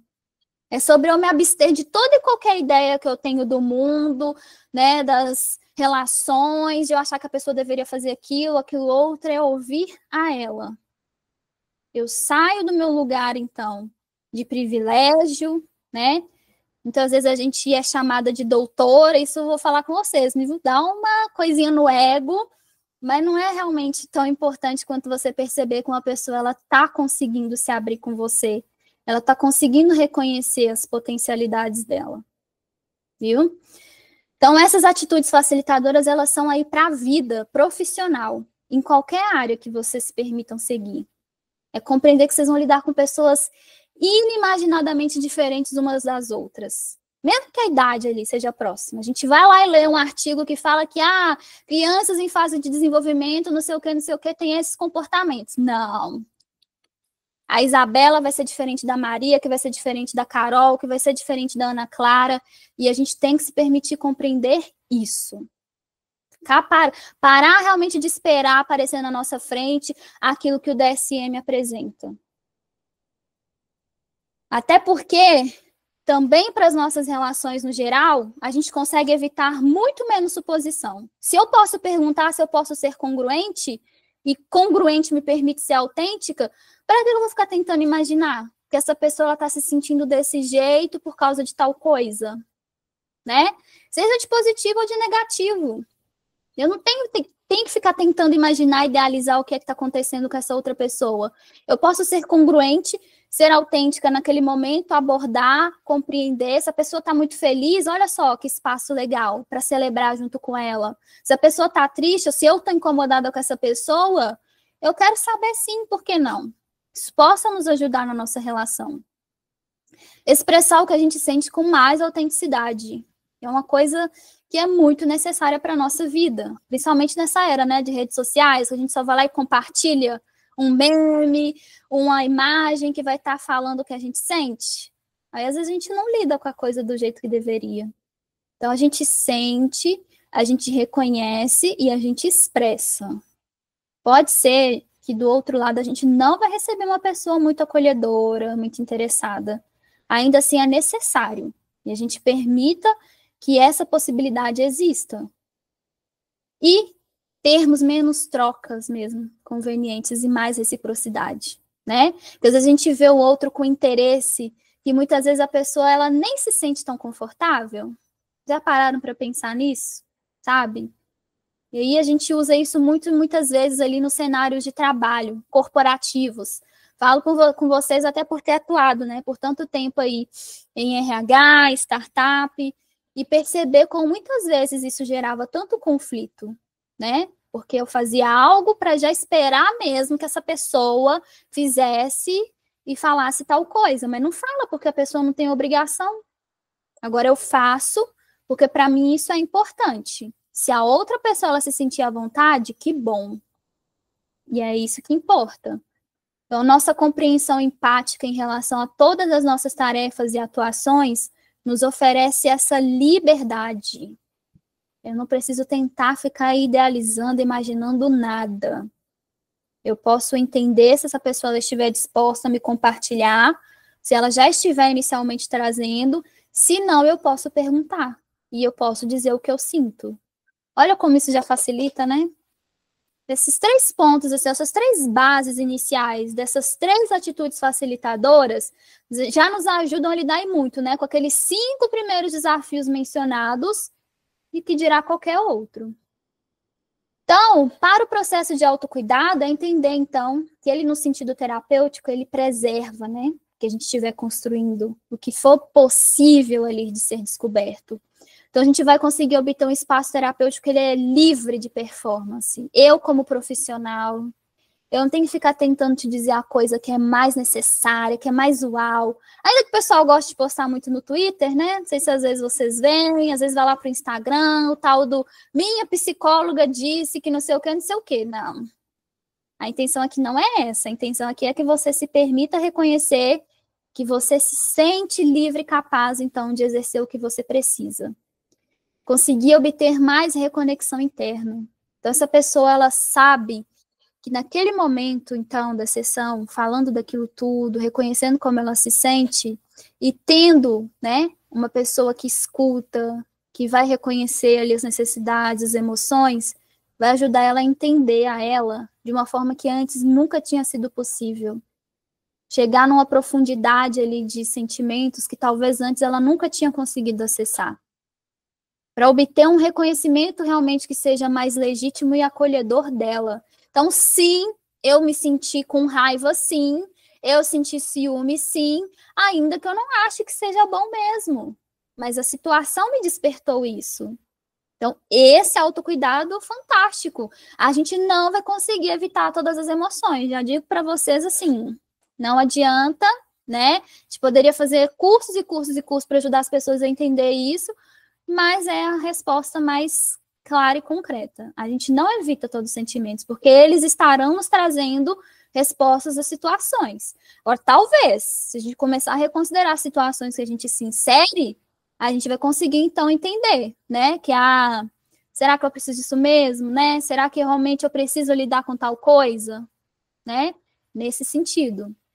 A gente vai valorizando, então, um pouco mais as nossas possibilidades, quando a gente vai se percebendo, então, envolvido nesse processo, né? Que envolvem essas atitudes facilitadoras, porque isso vai nos direcionando realmente, né? A abrir mão de tudo que era ideia, das verdades internas que até então eram percebidas, e aí, então, reinventar mesmo a forma de se relacionar. Eu paro de aceitar tudo que me for apresentado e eu começo, então, a reconhecer e perceber os outros como são.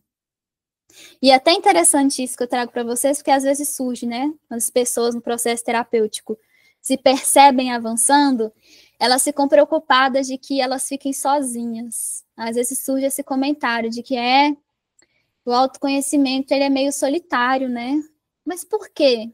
Tá parecendo para você que ele é solitário? Será que não é porque? E aqui estou trazendo para vocês. Lá na terapia a gente vai um pouquinho mais devagar, mas aqui eu pergunto para vocês. Será que não é porque a gente começa realmente a considerar o que é que faz sentido? Sabe? A gente para de ficar considerando que a gente precisa estar acompanhada, a gente começa a valorizar mais com quem a gente está acompanhada, né? Aí antes parecia que era muita gente. Poderia. Agora a gente vê que realmente existe uma qualidade muito melhor. Existe mais emoções que são validadas, reconhecidas. Antes eu aceitava todo e qualquer rolê. Antes eu ia para tudo com todo mundo. Agora não. Agora eu vou reavaliar mesmo se isso faz sentido. E aí parece solitário, porque nesse processo que a gente vai vivendo ali de reinventar as nossas relações, a gente fica com medo das pessoas não aceitarem nos acompanhar. Aí é importante a gente entender, né, que o outro tem escolha. Se você tem, por que o outro não teria escolha de estar com você? Aí eu devolvo isso e ok, realmente, né?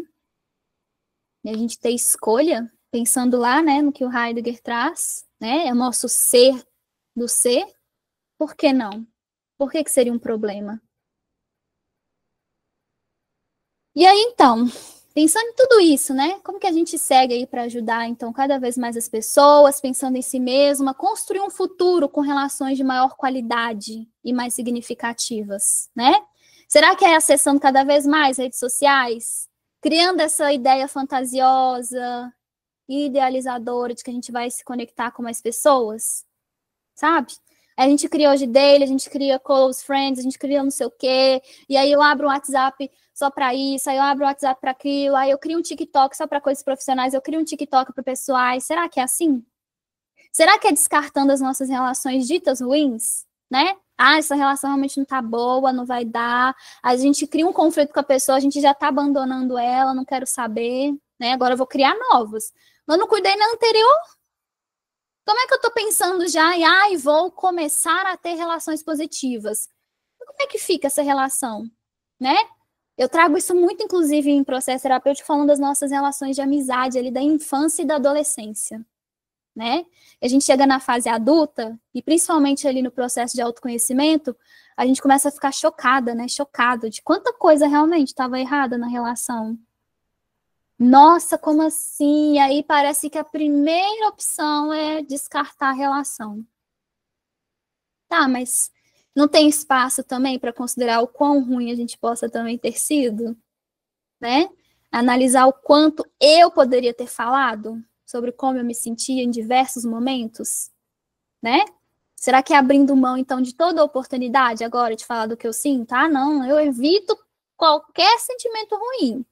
Ok, então será que não está evitando também conexões autênticas? Vocês juram mesmo que vocês amam todas as pessoas, todos os dias, só de formas positivas? Né? Se a gente for autêntico de verdade, alguma coisa do outro vai aparecer, a gente vai ficar, nossa, mas essa pessoa é assim, né? Aí a gente pode escolher, tem coisa que realmente vai ultrapassar um pouquinho dos nossos limites, né? E como é que a gente faz isso, então? Minha proposta e sugestão é para vocês. A partir da vulnerabilidade, que é uma coisa que vai acontecer. Enquanto profissional, se eu estiver ali atuando com as atitudes facilitadoras, essa pessoa ela vai me reconhecer, ela vai me perceber, né? E o outro vai começar a lidar muito mais também com o que sente. E essa frase da Brené Brown, não sei se vocês já ouviram falar, é um livro muito bom. Ela faz um estudo muito fantástico, né, sobre a pesquisa que ela fez. Ela fez uma pesquisa aí com diversas pessoas, diversos grupos ali, acho que ela é uma assistente social, né, dos Estados Unidos, e esse livro dela foi sobre essa pesquisa dela e sobre como ela transformou isso depois em palestras, ações, enfim, e ela traz muito a palavra-chave que eu compartilho hoje com vocês, que é a vulnerabilidade. O livro dela se chama Coragem de Ser Imperfeito, mas ela tem muito ali de direcionamento em relação à vulnerabilidade. Porque é curioso, né, a gente pensar que sim, para o nosso social, nossa sociedade, a gente ser imperfeito é a gente ser vulnerável, né? O ideal é a gente não se sentir mal nunca, todo mundo muito bem, muito feliz sempre, né?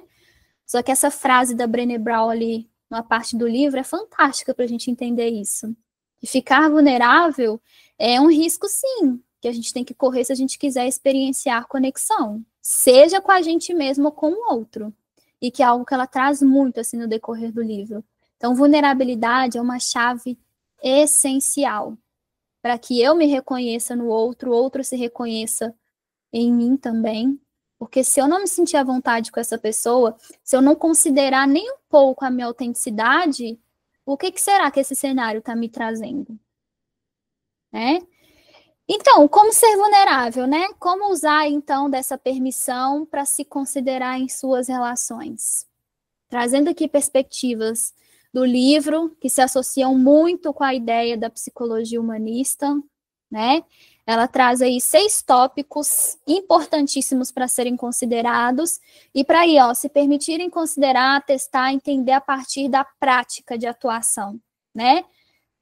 Eu percebo com os dias atuais, não sei se vocês já viram notícias, de que as pessoas, infelizmente, estão usando o chat GPT ou qualquer outra inteligência artificial para desabafarem.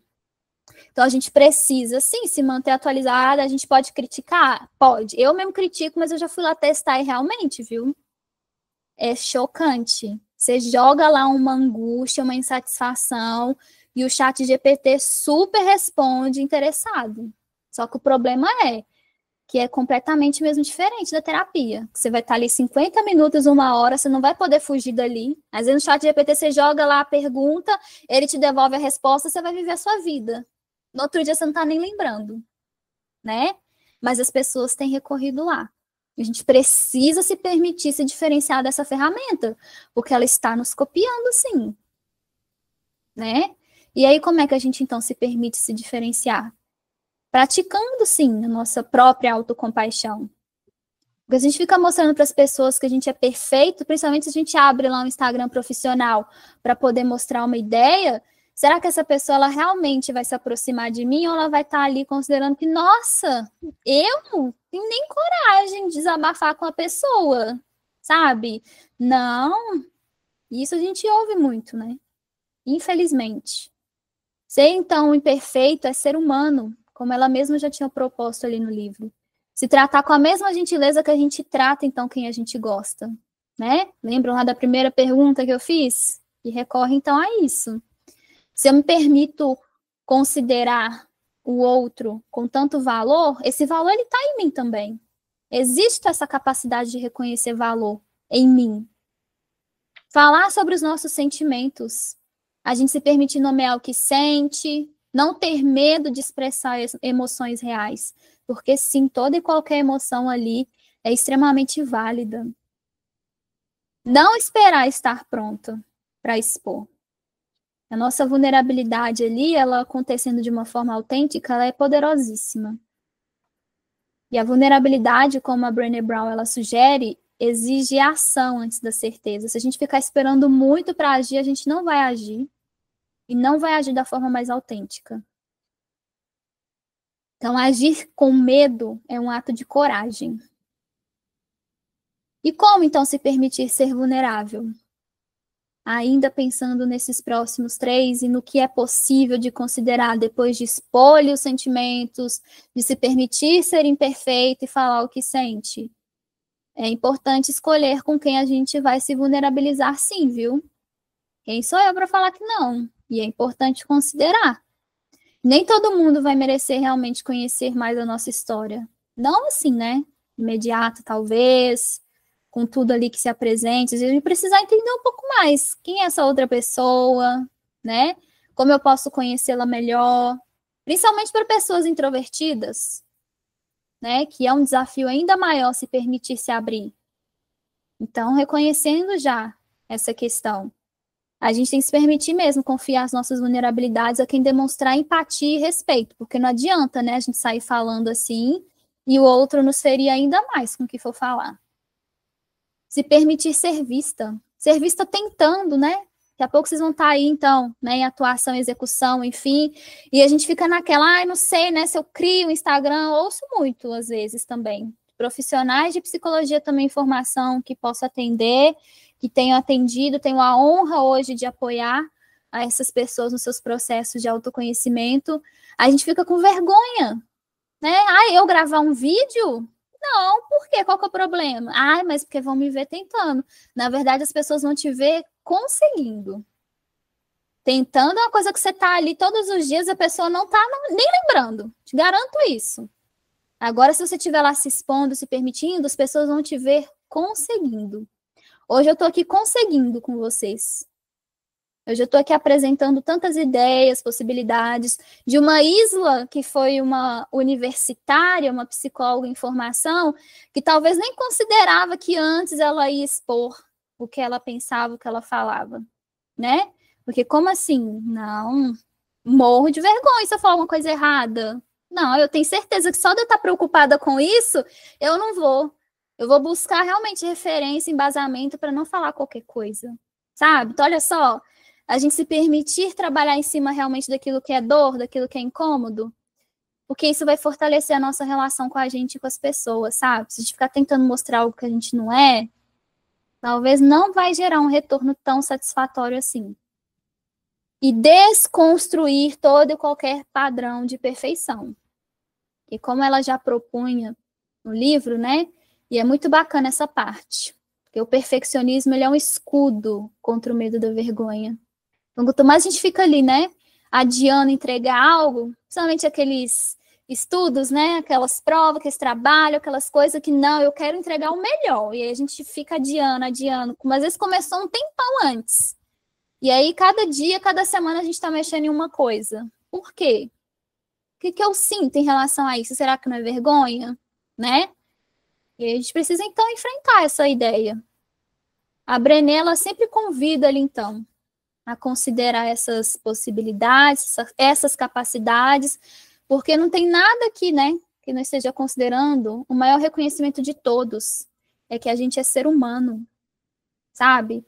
O próprio ChatGPT, eu não sei se vocês já viram, lá embaixo ele fala, né, pode cometer erros.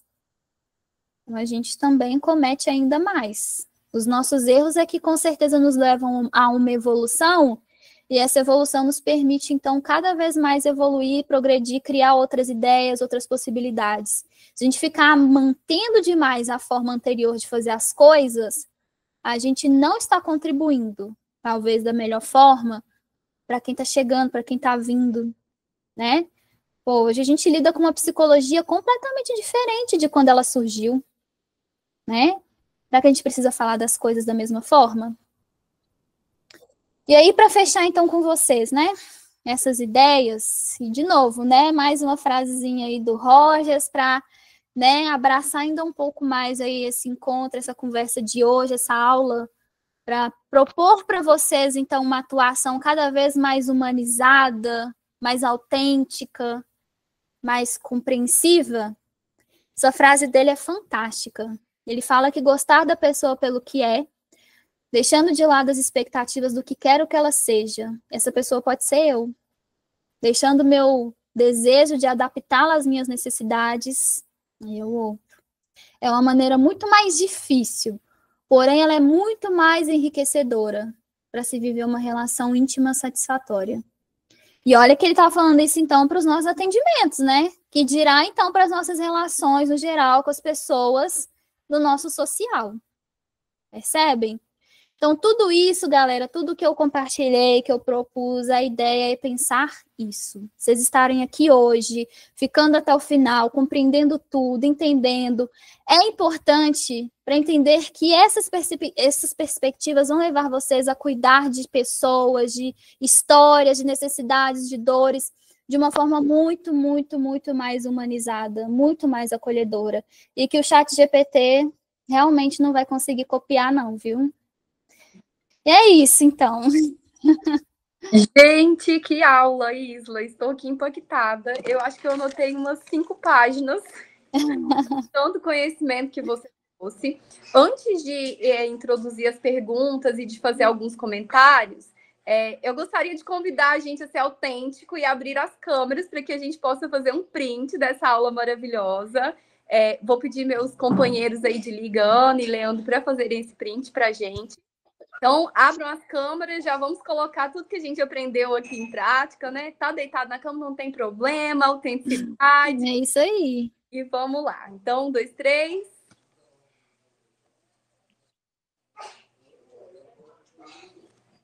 Acho que temos um print. Obrigada, gente.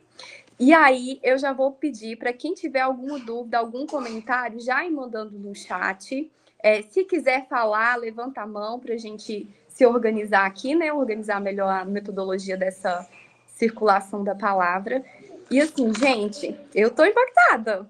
Eu fiz aqui algumas anotações. Eu acho que antes de finalizar, sei que faltam 5 minutinhos, eu preciso agradecer aqui uma pessoa que está no meu campo relacional, que eu sou muito grata porque ela está nesse campo, né? E é uma relação que eu quero muito alimentar cada vez e, de repente, reaprender a como lidar com essa relação, que é a Marcela, quem fez o convite para você, Isla. Ela soma muito com a Liga, soma muito no cotidiano ali da universidade, então não poderia deixar de te fazer esse agradecimento público, Marcela. Se não fosse você, esse evento maravilhoso não estaria acontecendo. E, assim, tem uma criança fazendo bagunça aqui, sendo autêntica, gente. Eu acho que vocês estão ouvindo aí, né? Só um minutinho que a titia tá finalizando, tá bom? E aí, eu fui anotando algumas coisas que eu achei importante. Eu não sei se já tem perguntas no chat. Por enquanto, aqui, elogios, né? A Rubiana falando que amor, que foi maravilhoso. Acho que você tá, assim, é uma profissional que está super atualizada. Vamos repetir o print já, gente. Uma profissional que está super atualizada por dentro, que conseguiu trazer uma coisa que a faculdade às vezes não traz, né? Na faculdade, às vezes, a gente fica muito preso em entender quem era o teórico de tal abordagem, aprender ali algumas coisas chaves, apesar de mesmo termos bons professores, o contexto da sala de aula ele não permite que a gente abarque tantas coisas, né? E hoje, eu que já cursei fenomenologia com o Luiz, eu acho que eu revivi todas as aulas dele, e uma das minhas anotações aqui é orgulho do Luiz, essa menina. maravilhosa. Legal. Quem não teve ainda essa UC, né, não teve contato com a fenomenológica, existencial humanista, hoje vocês tiveram assim, um resumo fantástico sobre o que é essa abordagem, né? Então, esse foi um dos meus comentários aqui. Achei muito importante, anotei aqui também, destaquei, quando você fala sobre as fases do desenvolvimento, né? A criança não faz o que quer, o adolescente não sabe o que faz, e aí acrescentei que o adulto não faz só o que gosta. E aí pensei, e quando poderemos ser alguém autêntico? Quando a gente vai fazer as coisas que a gente quer? Porque a criança não pode, adolescente não sabe, adulto não faz o que quer, não faz o que gosta, faz o que tem que ser feito, né? As contribuições de livro que você trouxe, eu notei 2 referências de 2 que eu não conhecia, que era o Tornar-se Pessoa e A Coragem de Ser Imperfeito, que são leituras que acho que vai agregar muito. E é isso, assim, eu fiz mais várias anotações, mas eu vou abrir aqui um pouco. Quem quiser fazer algum comentário pode levantar a mão. O chat está bombando aqui com muitos elogios. Amei a palestra, amei, muito construtiva e me fez refletir sobre várias coisas ao mesmo tempo. É a primeira vez que participo de uma palestra assim. Tem alguma lista que eu assino? Tem sim, o pessoal já vai disponibilizar a lista. Essa foi a Rani. E alguém mais quer falar alguma coisa, quer acrescentar, ou podemos tirar o print e fazer a finalização?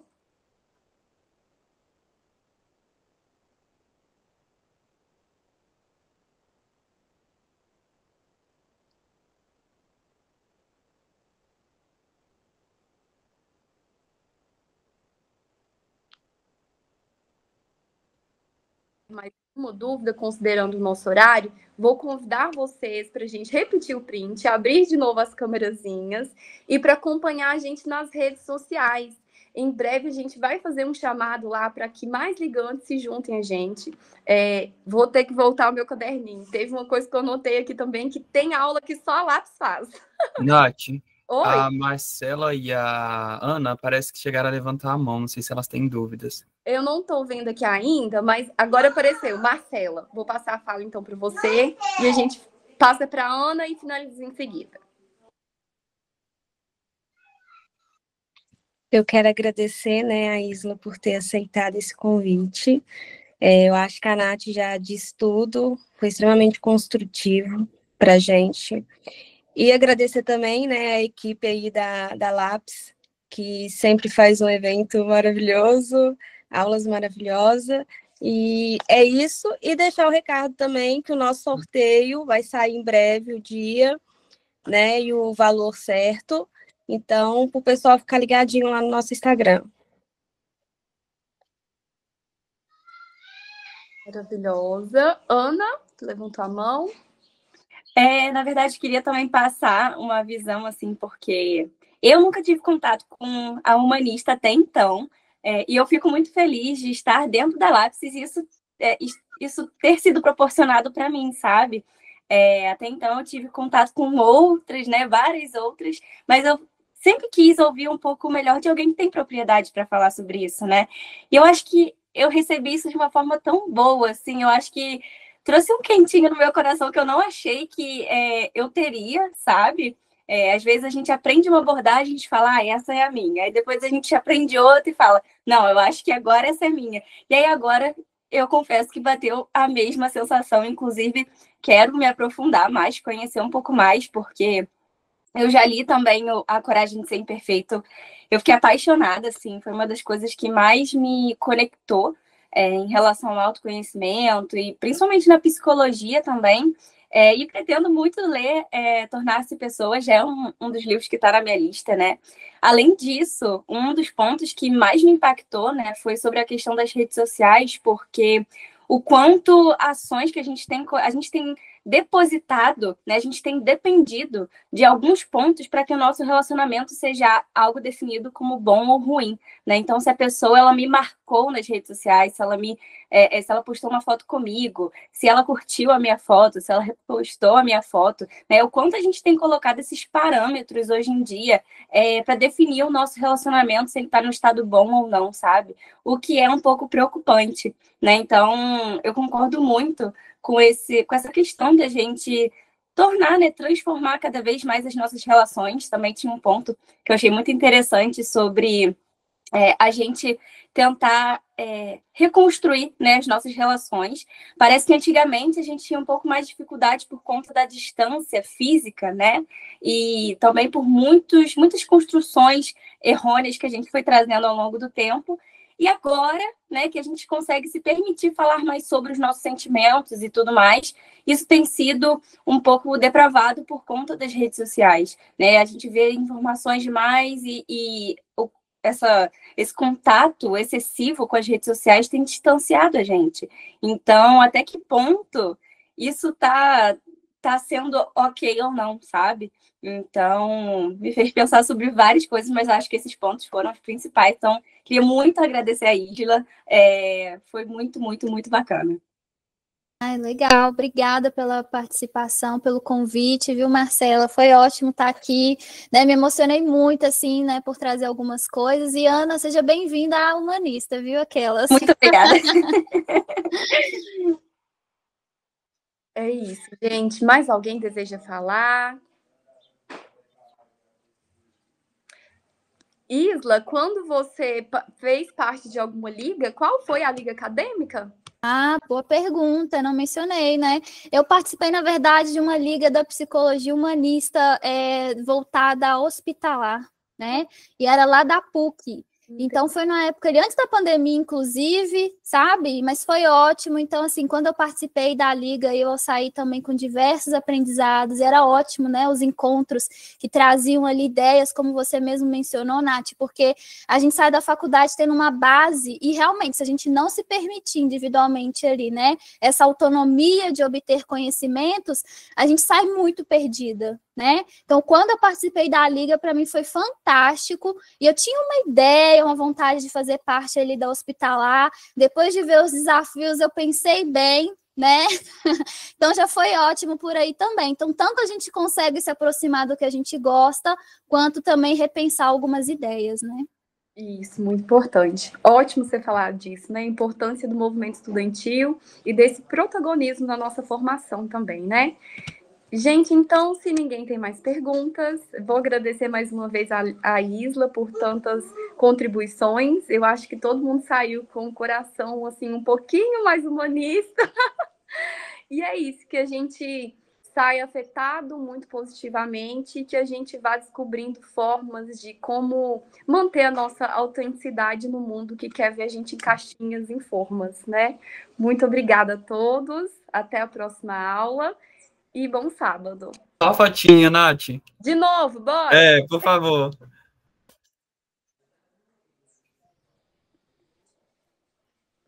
Funcionou? Deu certo, Ana? Deu. Então tá, muito obrigado, gente. Bom Tchau. final de semana. Excelente Muito obrigada. Tchau, tchau. Tchau.